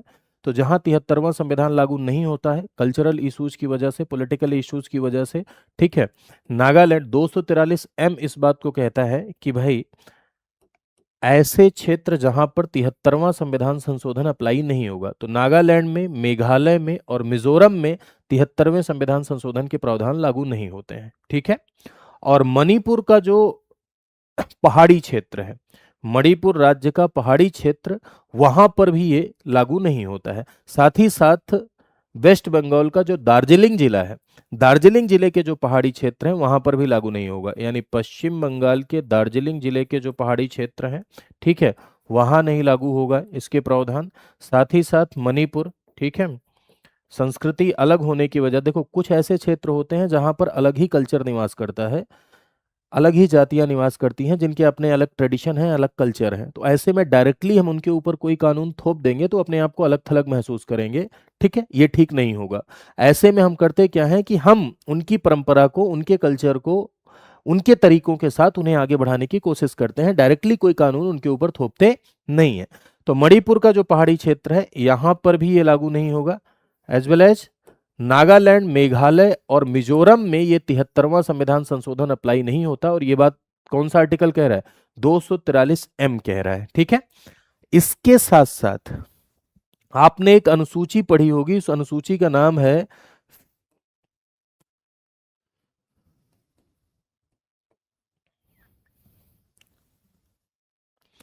5वीं अनुसूची, पढ़ी है ना? 5वीं अनुसूची किसके बारे में है, कमेंट करके बताइएगा। 5th शेड्यूल किसके बारे में है? अनुसूचित क्षेत्रों के बारे में है। शेड्यूल एरिया के प्रशासन से संबंधित है। शेड्यूल एरिया यानी ट्राइबल एरिया। तो हमारे भारत देश में 10 ऐसे राज्य हैं जहां पर अनुसूचित क्षेत्र है। तो 10 राज्यों के जो अनुसूचित क्षेत्र हैं वहां पर भी डायरेक्टली 73वां संविधान संशोधन लागू नहीं होता। जैसे छत्तीसगढ़, झारखंड, मध्य प्रदेश, महाराष्ट्र, उड़ीसा, गुजरात, राजस्थान, आंध्र प्रदेश, तेलंगाना, ये कुछ क्या है, ये 10 राज्य 5वीं अनुसूची में है। 5th शेड्यूल में 10 राज्य हैं और इस 10 राज्यों में कुछ क्षेत्र ऐसे हैं जो अनुसूचित क्षेत्र हैं। किसी भी क्षेत्र को अनुसूचित क्षेत्र घोषित करने की ताकत राष्ट्रपति के पास होती है। और अनुसूचित क्षेत्र ऐसे क्षेत्र हैं जहां पर जनजातियां निवास करती हैं, अनुसूचित जनजातियां निवास करती हैं। अब इनकी संस्कृति अलग है, इनकी परंपरा अलग है, इनके कल्चर अलग है, इनके संसाधन जंगल हैं, इनके संसाधन नदी हैं, आसपास की चीजें इनके संसाधन हैं, इनका तरीका अलग है, रहन सहन का तरीका अलग है, तौर तरीका अलग है। तो ऐसे में हाँ, कोई भी कानून उनके ऊपर अगर थोप दोगे तो बताओ ये धोखा होगा ना। हम वेलफेयर स्टेट का निर्माण करने जा रहे हैं ना, लोक कल्याणकारी राज्य, जहां हर वर्ग का कल्याण सुनिश्चित हो, शोषित, वंचित, दबा कुचला, पिछड़ा, दीन, असहाय, सब, बूढ़ा, भूत प्रेत, सबका कल्याण सुनिश्चित करना है। अब पता चला जनजातियों कल्चर अलग है, वहां पर कोई कानून थोपे, लेग हंसिया दौड़ा लेंगे, जो बड़ा बड़ा हंसिया लेग चलते हैं, देखे हो कि नहीं? कभी ट्राइबल एरिया में चले जाओ, जो जो हंसिया काट देंगे गला। तो ऐसे में हम किसी पर्टिकुलर संस्कृति परंपरा के साथ छेड़छाड़ करना, जब तक वो मुख्य धारा में ना आ जाए उनके ऊपर कोई कानून थोप देना, ये बिल्कुल ठीक नहीं है। इसीलिए उनकी परंपराओं को ध्यान में रखते हुए, उनकी परंपराओं को साथ में रखते हुए, उनके मान्यताओं को ध्यान में रखते हुए अगर हम उन्हें आगे ले आने का प्रयास करेंगे तो ये ज्यादा बेहतर होगा। यही कारण है कि 5वीं अनुसूची के जो 10 राज्य के अनुसूचित क्षेत्र हैं वहां पर 73वां संविधान संशोधन लागू नहीं होता है, बल्कि वहां के लिए एक अलग से कानून बनाया गया भूरिया समिति की रिकमेंडेशन पर। और उस कानून का नाम है क्या? भूरिया समिति की रिकमेंडेशन पर उस कानून का नाम है PESA. Panchayat extension in schedule area 1996, यानी अनुसूचित क्षेत्रों में पंचायतों का विस्तार अधिनियम। ठीक है, अनुसूचित क्षेत्रों में पंचायतों का विस्तार। ठीक है, अनुसूचित क्षेत्रों में पंचायतों का विस्तार। ठीक,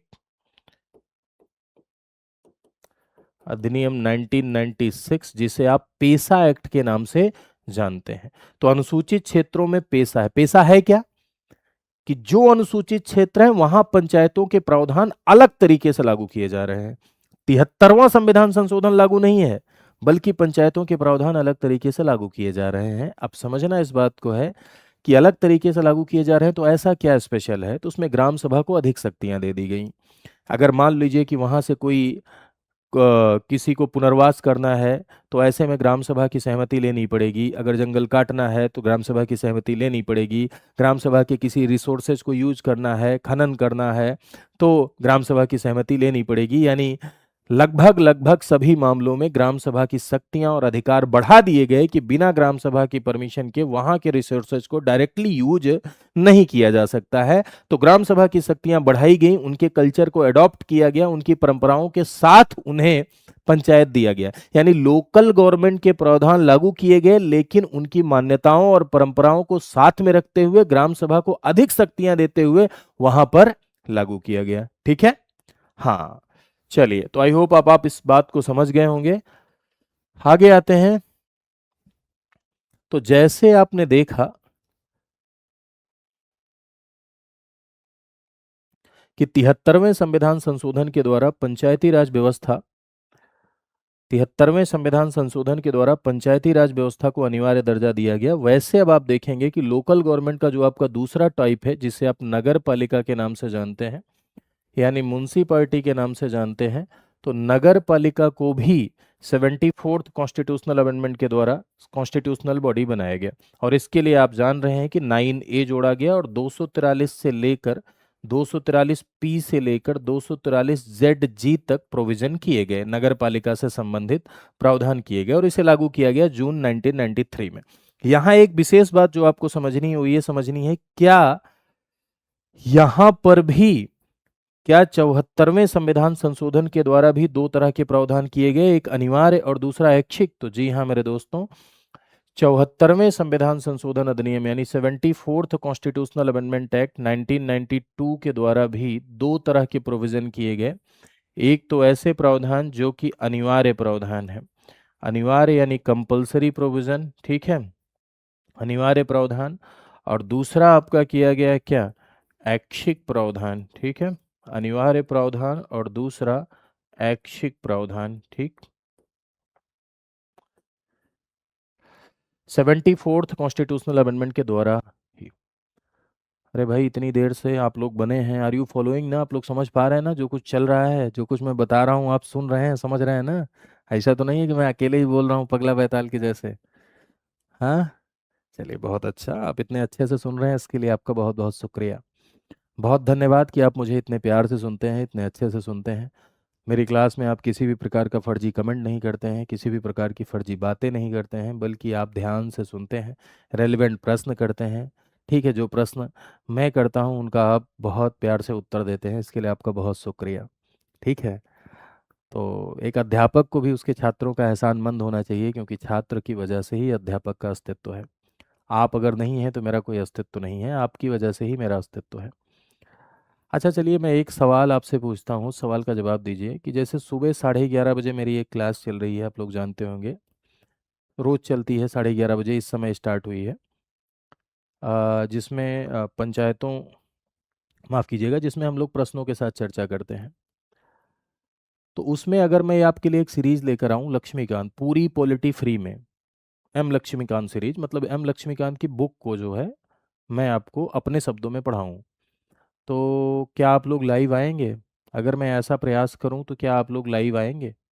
अगर आप लोग 11:30 बजे सुबह लाइव आ सकते हैं, ऐसा कोई इनिशिएटिव अगर मैं लूं तो आपके लिए पूरा कंप्लीट फ्री पढ़ाने का, इंडियन पॉलिटी एंड कॉन्स्टिट्यूशन पूरा लक्ष्मीकांत रिवाइज कराने का, पक्का बताइए। हाँ, हाँ 10 लोग आएंगे, हमारा खुद में मोटिवेशन डाउन हो जाएगा ना।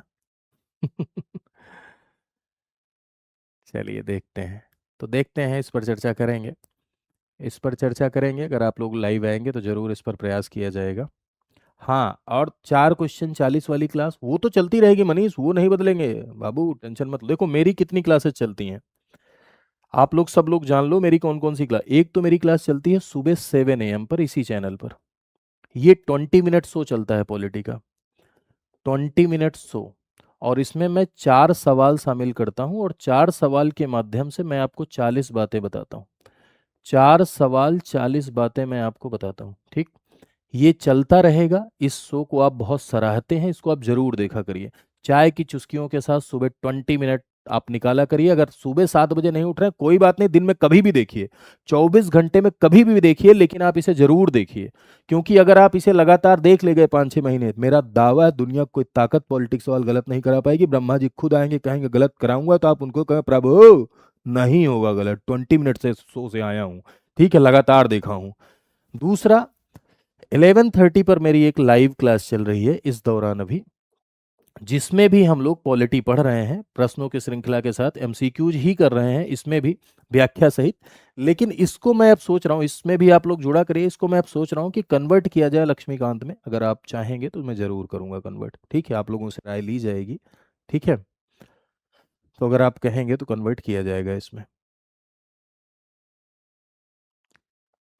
चलिए, तो खैर ये तो हो गई सूचना की बात। फिर आगे आते हैं हम लोग।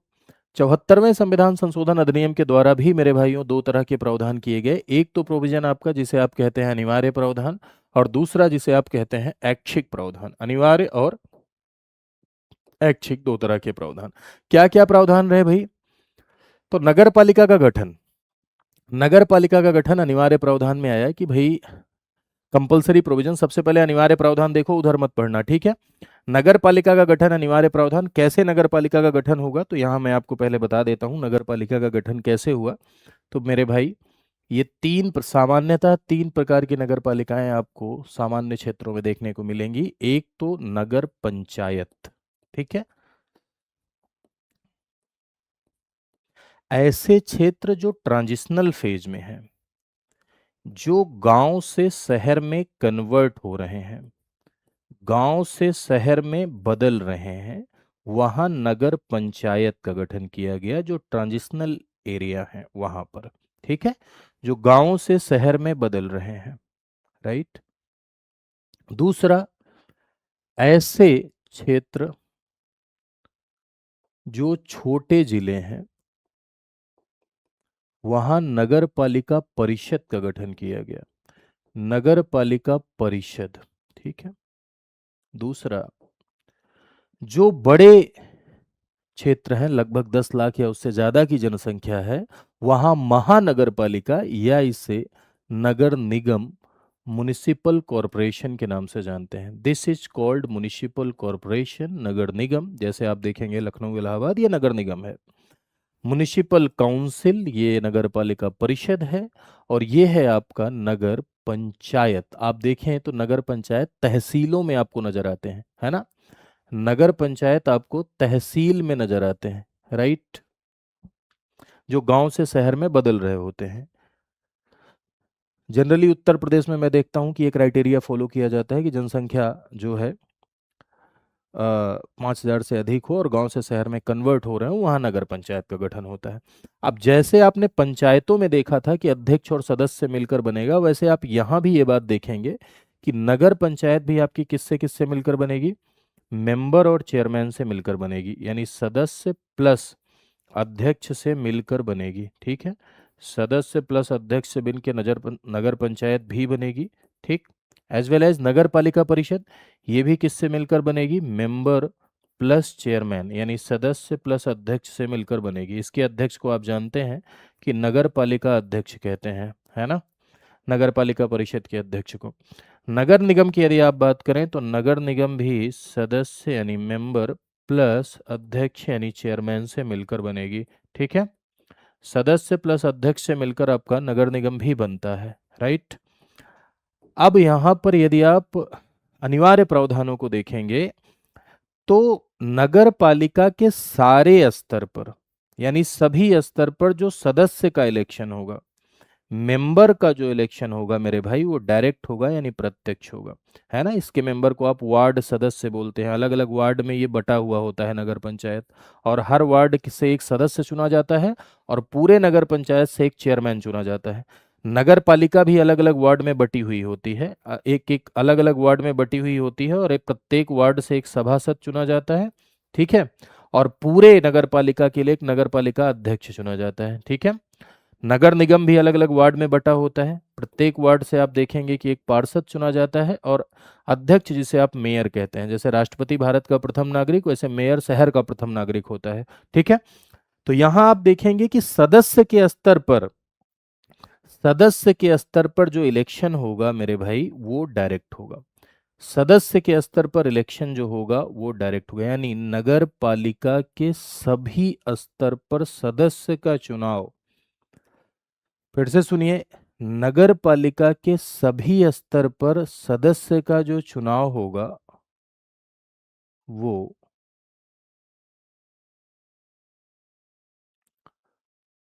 कैसे होगा? डायरेक्ट होगा। अध्यक्ष का चुनाव, डायरेक्ट या इनडायरेक्ट, ये राज्य विधानमंडल तय करेगा। नगर पंचायत के अध्यक्ष का चुनाव, चाहे नगर पालिका परिषद के अध्यक्ष का चुनाव, चाहे नगर निगम का, ये राज्य विधानमंडल तय करेगा। ये ऐच्छिक होता है। लेकिन ध्यान रखिएगा मेरे भाई कि उत्तर प्रदेश में अध्यक्ष का चुनाव भी डायरेक्ट होता है। यूपी में अध्यक्ष का भी डायरेक्ट होता है। जैसे यूपी में आप देखेंगे कि मेयर को भी जनता चुनती है, नगर पालिका अध्यक्ष को भी चुनती है, इनको भी चुनती है, ठीक है। नगर निगम के लिए +5 लाख सांसद अंशुमान। अंशुमान देखो, हर राज्य अपने अपने हिसाब से तय करता है बाबू। तो जनसंख्या रटना नहीं है, जनसंख्या मत रटो। बस ये रटो कि जो है नगर निगम का स्ट्रक्चर कैसा है। जो बड़े शहर हैं, ठीक है, वो नगर निगम में जाते हैं, उससे छोटे नगर पालिका परिषद में, और उससे छोटे जो ट्रांजिशनल हैं, ट्रांजिशनल में भी जनसंख्या लगभग बदलती रहती है, हर समय इधर उधर होती रहती है। तो जो ट्रांजिशनल हैं वो नगर पंचायत में जाएंगे। पर्टिकुलर कोई एक जनसंख्या प्रत्येक राज्य में नहीं है, हर राज्य में अलग अलग हो सकती है। उत्तर प्रदेश में भी चीजें बदलती रहती हैं, तो इसलिए जनसंख्या रटने की वहां कोई जरूरत नहीं है, जनसंख्या नहीं आती है, ठीक। चलिए,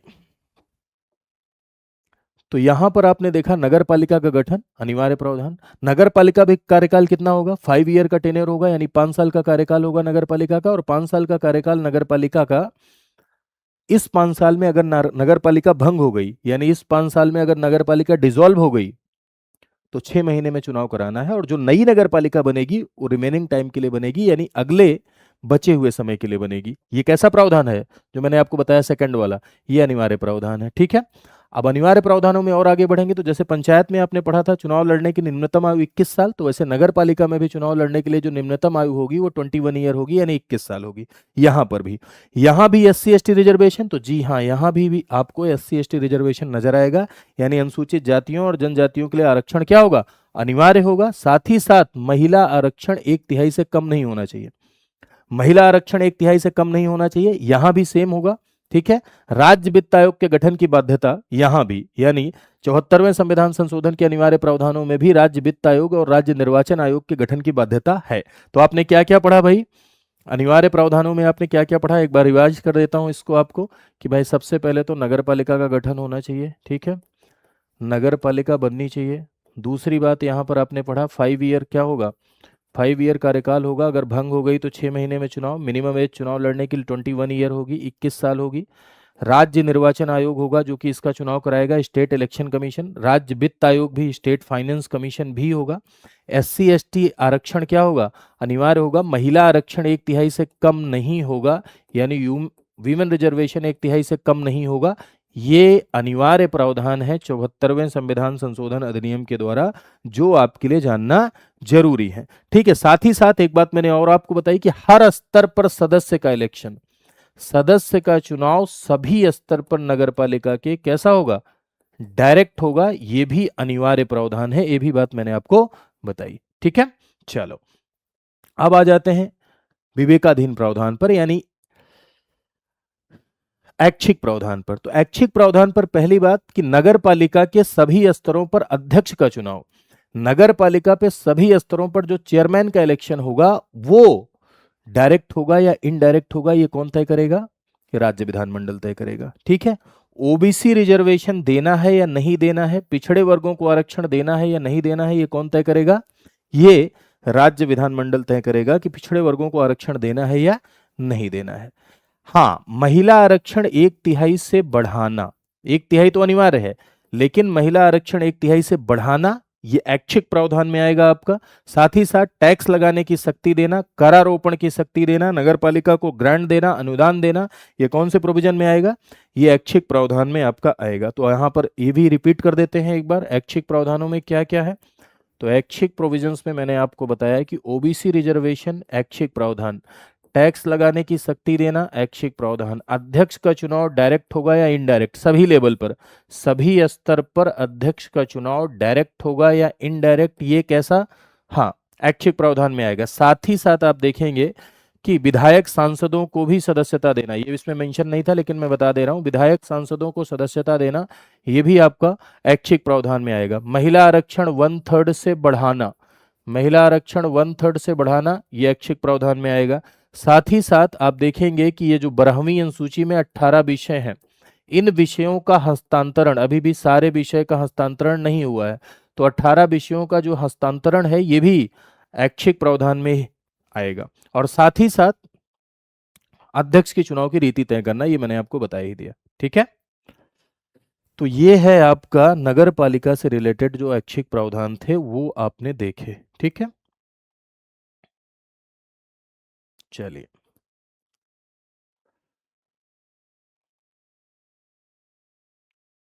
अब थोड़ा इससे संबंधित हम लोग सवाल कर लेते हैं, पंचायत और नगरपालिका से संबंधित कुछ हम लोग क्वेश्चंस कर लेते हैं, सवाल कर लेते हैं, कॉन्सेप्ट और आपका क्या हो जाएगा, क्लियर हो जाएगा। तो जो बातें हम लोगों ने पढ़ी हैं उन्हीं बातों से रिलेटेड कुछ सवाल भी हम लोग करते हैं। लिखा हुआ कंसीडर द फॉलोइंग स्टेटमेंट, निम्नलिखित कथनों पर विचार कीजिए। त्रिस्तरीय पंचायती राज सभी राज्यों के लिए अनिवार्य है। 20 लाख से कम जनसंख्या वाले राज्य 2 टीयर अपना सकते हैं, यानी 2 स्तरीय अपना सकते हैं। ठीक है। 243 बी में ये प्रावधान क्या है? मेंशन है। बताइए कौन सा राइट स्टेटमेंट होगा, यानी कौन सा सही होगा, ये आपको बताना है।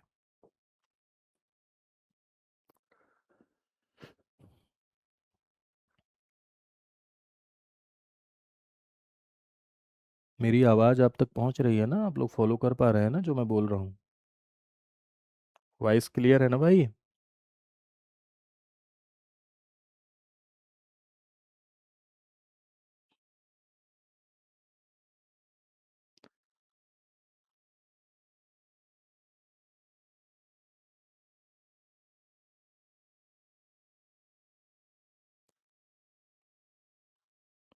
चलिए,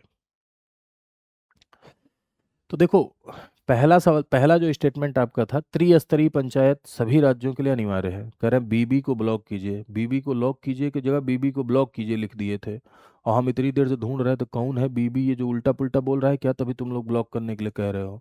ठीक है, ऐसा लिख दे तो दिमाग घूम जाता है मास्टर का, हमारा खुद खिड़की से कूदने की मन करने लगता है। चलिए, मैंने आपसे कहा कि त्रिस्तरीय पंचायती राज सभी राज्यों के लिए क्या है? अनिवार्य है। ये गलत हो जाएगा, सभी राज्यों के लिए अनिवार्य नहीं है, बल्कि 20 लाख की जनसंख्या जहां कम है वहां 2 स्तरीय लगा सकते हैं। बाकी कुछ 243 एम में कुछ राज्यों को छूट भी मिली हुई है पंचायत से, तो ये गलत हो जाएगा आपका। 20 लाख से कम वाली जनसंख्या वाले 2 स्तरीय व्यवस्था अपना सकते हैं, बिल्कुल सही है। 243 बी बिल्कुल सही है, तो इसमें बी क्या हो जाएगा आपका?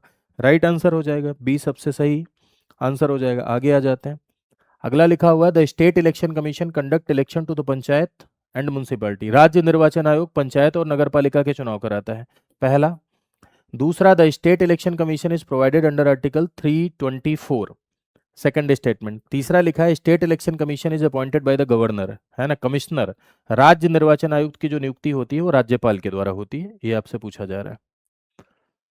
तो देखो, अभी पढ़े थे हम लोग ना, थोड़ी देर पहले पढ़े थे, तो राज्य निर्वाचन आयोग 243 के तहत एक राज्य निर्वाचन आयोग होता है, राज्य निर्वाचन आयोग। ठीक है, जिसमें होते हैं राज्य निर्वाचन आयुक्त। राज्य निर्वाचन आयुक्त की नियुक्ति राज्यपाल के द्वारा होती है, और इनको कार्यकाल की सुरक्षा भी मिली है मेरे भाई। इनको वैसे ही हटाया जाता है जैसे हाई कोर्ट के जज को, डायरेक्ट इन्हें नहीं हटा सकते। इसीलिए ऐसा किया गया है कि इनकी स्वतंत्रता को सुनिश्चित किया जा सके। तो राज्य निर्वाचन आयोग पंचायत और नगर पालिकाओं के चुनाव कराता है, बिल्कुल सही लिखा है ना। 324 में उल्लेख है क्या? नहीं। 324 में किसका उल्लेख है? भारतीय निर्वाचन आयोग का उल्लेख 324 में किया गया है, तो ये गलत हो जाएगा। राज्य निर्वाचन आयोग की नियुक्ति राज्यपाल करता है, ये सही हो जाएगा। तो आंसर क्या हो जाएगा? A is your right answer, first and third ना। ठीक है, दूसरा गलत होगा भाई, स्टेट इलेक्शन कमीशन थोड़ी है, राज्य निर्वाचन आयोग 243 के में है। जाल देखा करो, जाल में फंस जाते हो। ठीक है, ट्रैप लगा हुआ है, सीधा सीधा देखो। आगे आते हैं। नगर पालिकाओं को 74वें संविधान संशोधन द्वारा संवैधानिक दर्जा दिया गया, यानी 74th कॉन्स्टिट्यूशनल अमेंडमेंट के द्वारा इसे कॉन्स्टिट्यूशनल बॉडी बनाया गया। दूसरा लिखा हुआ है provision related to the municipalities are content in part 9A, यानी नगर पालिका संबंधित प्रावधान 9A में है। ठीक, 12वीं अनुसूची में पंचायतों के कार्य दिए गए हैं। अब इसमें ध्यान से पढ़ना, ट्रैप यहाँ भी है, जाल यहाँ भी बिछा हुआ है, सरल नहीं है ना। पढ़े हुए हो लेकिन फिर भी गलत कर दे रहे हो, तो इसका मतलब क्या है? इसका मतलब ध्यान नहीं देते हो या ध्यान ध्यान से सवाल नहीं पढ़ रहे हो। तो देखो, 74वां संविधान संशोधन अधिनियम 1992 पार्ट 9A 243 पी से लेकर 243 जेड जी तक, पी से लेके 243 पी से लेके जेड जी तक 12वीं अनुसूची, और 12वीं अनुसूची में 18 विषय आपके। डी बता रहे हैं, बहुत सारे लोग डी बता रहे हैं। हे भगवान, थोड़ा ध्यान से पढ़ो, जो लोग डी बता रहे हैं वो लोग ध्यान दे जरा सा। ये तो सही लिखा हुआ है कि नगर पालिकाओं को 74th कॉन्स्टिट्यूशनल अमेंडमेंट के द्वारा संवैधानिक दर्जा दिया गया, तो पहला स्टेटमेंट तो सही लिखा है। दूसरा लिखा हुआ है कि म्युनिसिपैलिटीज से रिलेटेड प्रोविजन 9A में है, ये भी सही लिखा हुआ है। 9 में है, इसमें भी कोई दिक्कत नहीं है, ये भी बिल्कुल सही लिखा हुआ है ना। अगला आपका कह रहा है कि 12वीं अनुसूची में पंचायतों के कार्य दिए गए हैं। तो मेरे भाई, 12वीं अनुसूची में क्या पंचायतों के कार्य दिए गए हैं क्या, या नगर पालिका के कार्य दिए गए हैं?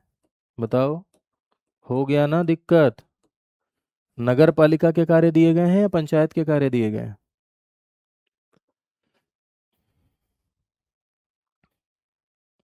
हम्म, नगर पालिका के ना, तो ए होगा ना। तो जो लोग डी बता रहे थे वो एक बार कान पकड़ के उठक बैठक करो। कंसीडर द फॉलोइंग स्टेटमेंट, निम्नलिखित कथनों पर विचार कीजिए। Municipal corporation is mean for large urban areas, महानगर पालिका बड़े क्षेत्रों के लिए होती है। नगर निगम की बात हो रही है। नगर पालिका ट्रांजिशनल क्षेत्रों के लिए होती है।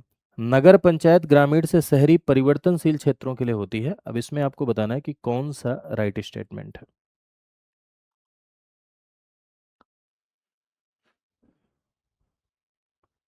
तो देखो, यदि आप म्युनिसिपल कॉरपोरेशन की बात करें मेरे भाई, नगर निगम की बात यदि आप करते हैं, म्युनिसिपल कॉरपोरेशन यानी नगर निगम, तो नगर निगम बड़े शहरी क्षेत्रों के लिए होता है। ये बात बिल्कुल क्या हो जाएगी आपकी, सही हो जाएगी, कोई दिक्कत नहीं है। संक्रमणकालीन का मतलब होता है ट्रांजिशनल, यानी जो गांव से शहर में बदल चुके हैं, बदल रहे हैं। तो गांव से शहर में जो बदल रहा है वहां पर नगर पंचायत लगती है। अभी मैंने बताया ना आपको, जो गांव से शहर में बदल रहा है वहां नगर पंचायत लगती है। जैसे यहाँ लिखा है ना, नगर पंचायत ग्रामीण से शहरी परिवर्तनशील ट्रांजिशन में लगती है, तो ये तो सही हो जाएगा। लेकिन मुंसिपालिटी छोटे शहरों के लिए है ना, जैसे प्रतापगढ़ हो गया, सुल्तानपुर हो गया, सीतापुर हो गया, ठीक है, हरदोई हो गया, यहाँ सब क्या है? म्युनिसिपालिटी है। तो ये गलत हो जाएगा सेकंड, तो आंसर हो जाएगा आपका first and third, B is your right answer. ठीक है, देखो इसको बहुत सारे लोग गलत कर रहे थे, फर्स्ट एंड थर्ड। आप समझ गए, इसीलिए कहते हैं पढ़ जाए जितना लो। देखो, मैं एक बार नहीं, कम से कम मैंने बहुत बार ये बात कही है कि आप चाहे जितना पढ़ लीजिए, लेकिन जब तक आप प्रैक्टिस नहीं करेंगे तब तक उस पढ़ने का कोई मतलब नहीं निकलता। आप विपुल त्रिपाठी से पॉलिटी पढ़ लीजिए, आप दुनिया के किसी भी विद्वान शिक्षक से पॉलिटी पढ़ लीजिए, जब तक आप रिवीजन नहीं करेंगे और जब तक आप प्रैक्टिस नहीं करेंगे, जब तक आप प्रीवियस ईयर क्वेश्चंस नहीं सॉल्व करेंगे, मॉडल क्वेश्चंस नहीं सॉल्व करेंगे, तब तक समझ विकसित नहीं होती है, और तब तक आपको आइडिया नहीं लगता है कि सवाल कैसे बनेंगे। और अगर आप प्रैक्टिस करते हैं, सवाल सॉल्व करते हैं, तो आपको स्वयं ये आइडिया लग जाता है कि आने वाले एग्जाम में सवाल कैसे बन सकते हैं। तो इससे जो भी एग्जाम में एग्जामिनर ट्रैप बनाता है, उस ट्रैप को भी आप देख पाते हैं, और सही तरीके से अच्छी एक्यूरेसी के साथ आप सब्जेक्ट हाँ के क्वेश्चन सॉल्व कर पाते हैं। ठीक है, चलिए, तो ये हो गया। नेक्स्ट पर आते हैं आपका duration of panchayat and municipalities 5 year. Panchayat और नगर पालिका का जो कार्यकाल है वो 5 ईयर है। दूसरा लिखा हुआ है कि election must be held with in 6 month of the dissolution. भंग होने पर 6 माह के भीतर चुनाव कराना अनिवार्य है।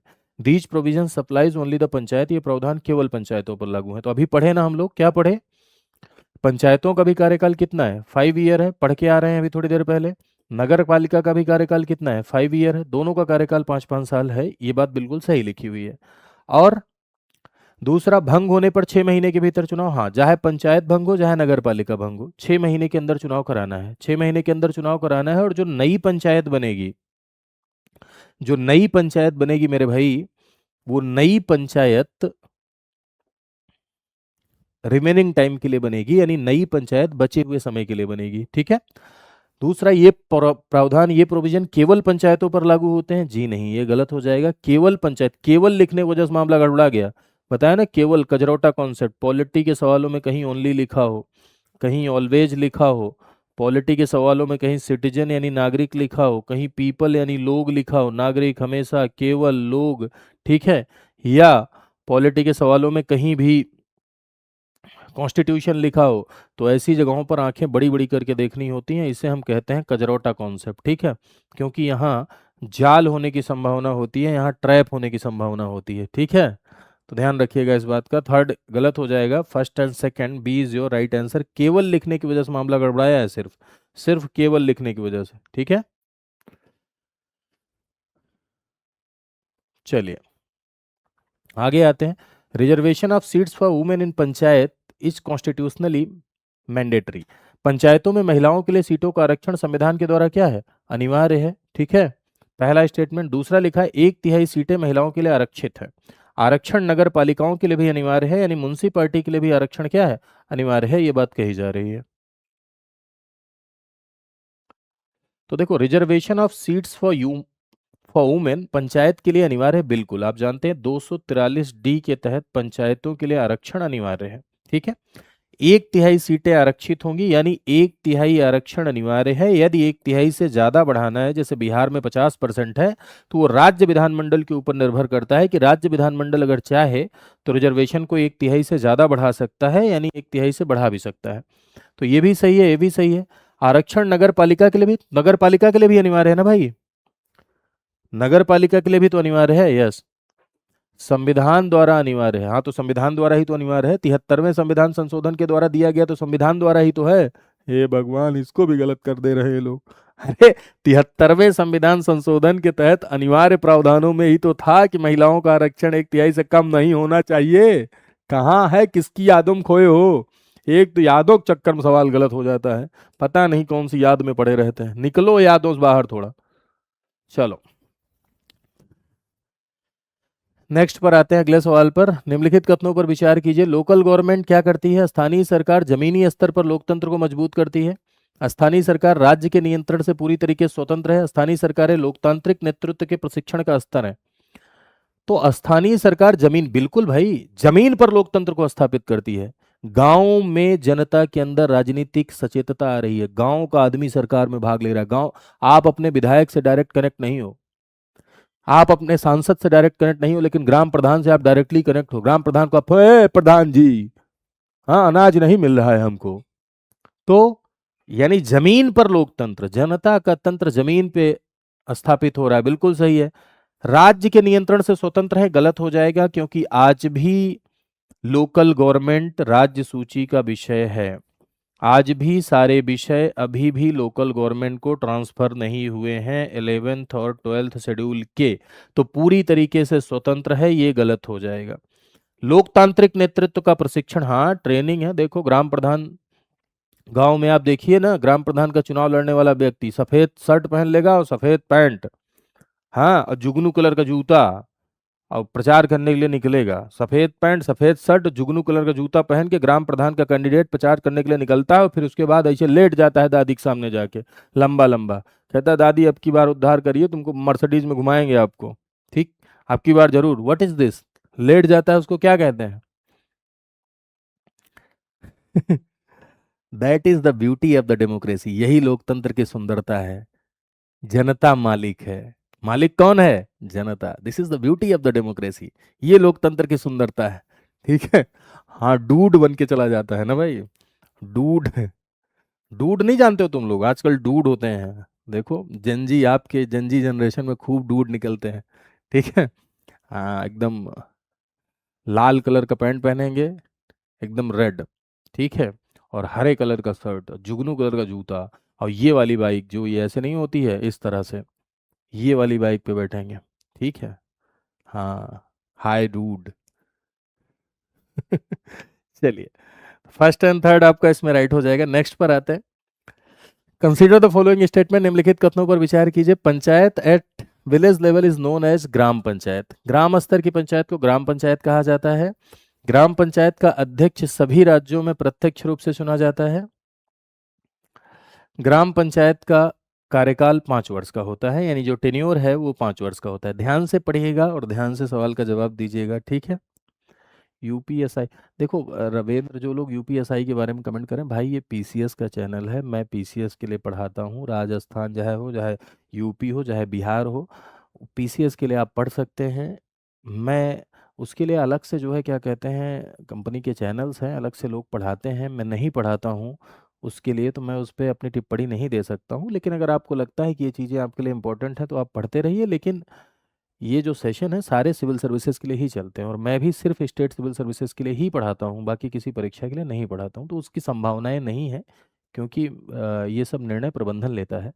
और प्रबंधन जब यूपी आईएएस पीसीएस के लिए पूरी कोचिंग है, पूरी कोचिंग सिविल सर्विसेज पर बेस्ड है, तो किसी अन्य वनडे एग्जाम के लिए कोर्स निकालना या किसी अन्य वनडे एग्जाम के लिए सीरीज चलाना, ये संभव ही नहीं है, इसकी संभावना ही नहीं है। तो इसके लिए मैं माफ़ी चाहता हूँ भाई। चलिए, तो ग्राम स्तर की पंचायत को ग्राम पंचायत कहा जाता है, ये बिल्कुल ठीक है ना। ग्राम स्तर की पंचायत को आप ग्राम पंचायत कहते हैं, ब्लॉक स्तर को आप पंचायत समिति कहते हैं, ब्लॉक पंचायत कहते हैं, फिर जिला पंचायत कहते हैं।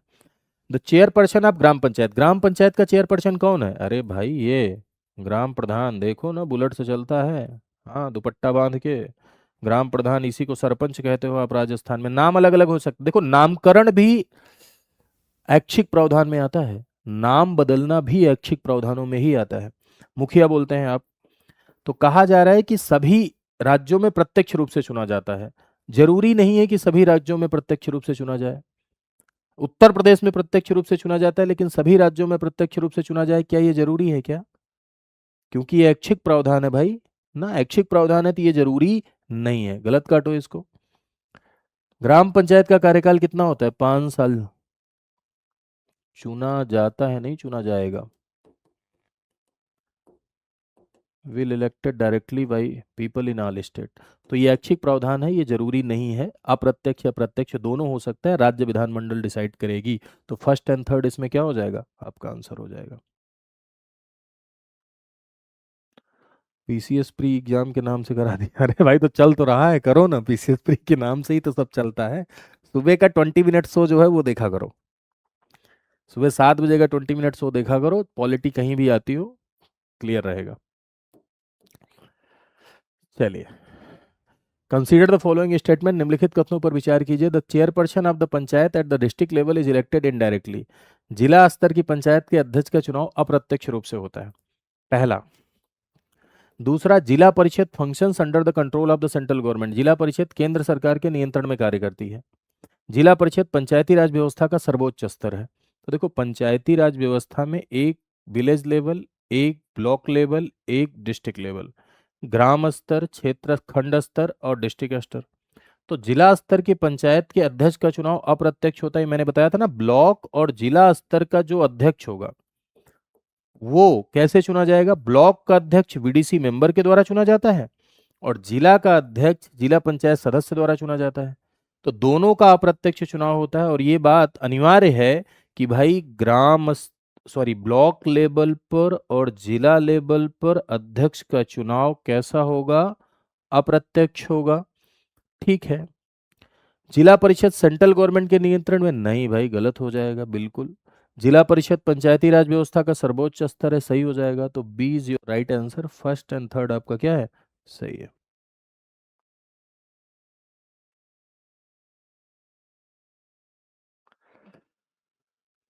चलिए आगे आते हैं। अगला आपका लिखा हुआ है, निम्नलिखित कथनों पर विचार कीजिए।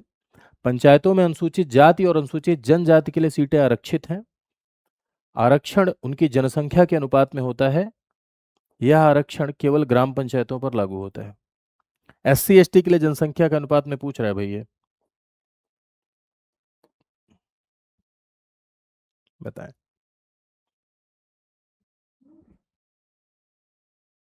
हाँ, ब्लॉक प्रमुख और जिला अध्यक्ष अप्रत्यक्ष रूप से, ठीक है।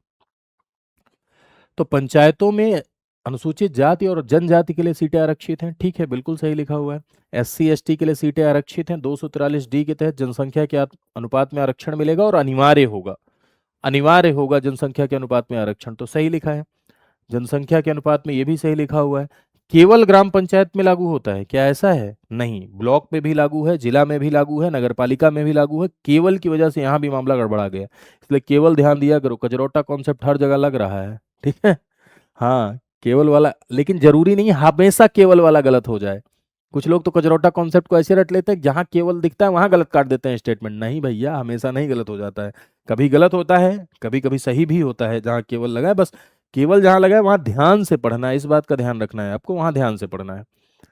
अगला आपका, कंसीडर द फॉलोइंग स्टेटमेंट, निम्नलिखित कथनों पर विचार कीजिए। State finance commission recommend the distribution of taxes between state and local bodies.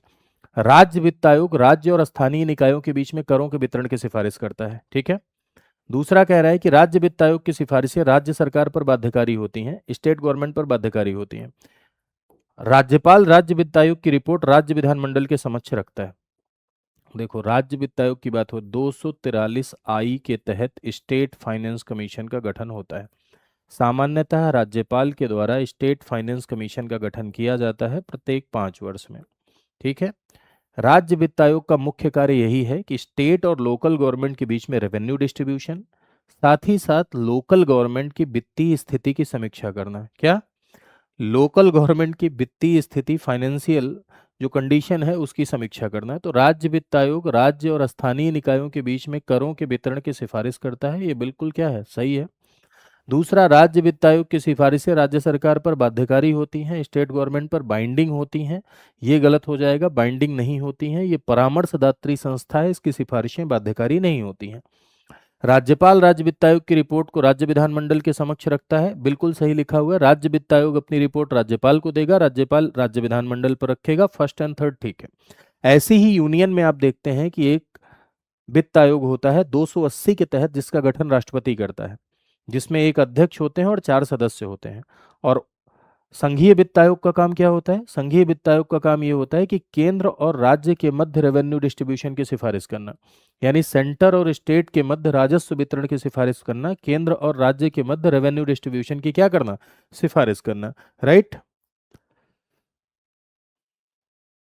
अगला आपका वन लाइनर सवाल है भाई, कि पंचायती राज संस्थाओं को संवैधानिक दर्जा किस संविधान संशोधन के द्वारा दिया गया? ये आप जानते हैं कि 73rd अमेंडमेंट के द्वारा दिया गया, 73वें संविधान संशोधन के द्वारा इसे संवैधानिक दर्जा दिया गया, यानी कॉन्स्टिट्यूशनल बॉडी इसे बनाया गया, ठीक है। तो इस होली के अवसर पर हमारा स्टडी आईक्यू परिवार आपके लिए एक ऑफर चला रहा है, होली हंगामा ऑफर।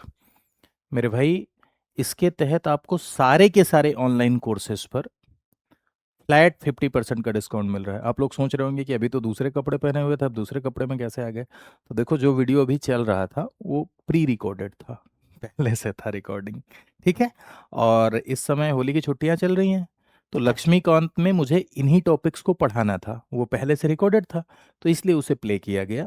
इससे क्या हुआ कि छुट्टियों में गैप भी नहीं हुआ आपका, और आपके टॉपिक्स भी कवर हो गए, इसलिए वो वीडियो आपका चलाया गया था। खैर, ये आप देख लीजिए कि 55% डिस्काउंट आपको मिल रहा है इस समय होली हंगामा ऑफर के तहत, हमारे किसी भी ऑनलाइन कोर्सेज में अगर आप एनरोल करते हैं तो। ध्यान रखिए, यूपी पीसीएस की कंप्लीट तैयारी के लिए हम एक प्रोग्राम चलाते हैं, उस प्रोग्राम का नाम है आरंभ। आरंभ एक ऐसा प्रोग्राम है जिसमें प्री मेंस इंटरव्यू तीनों की तैयारी कराई जाती है।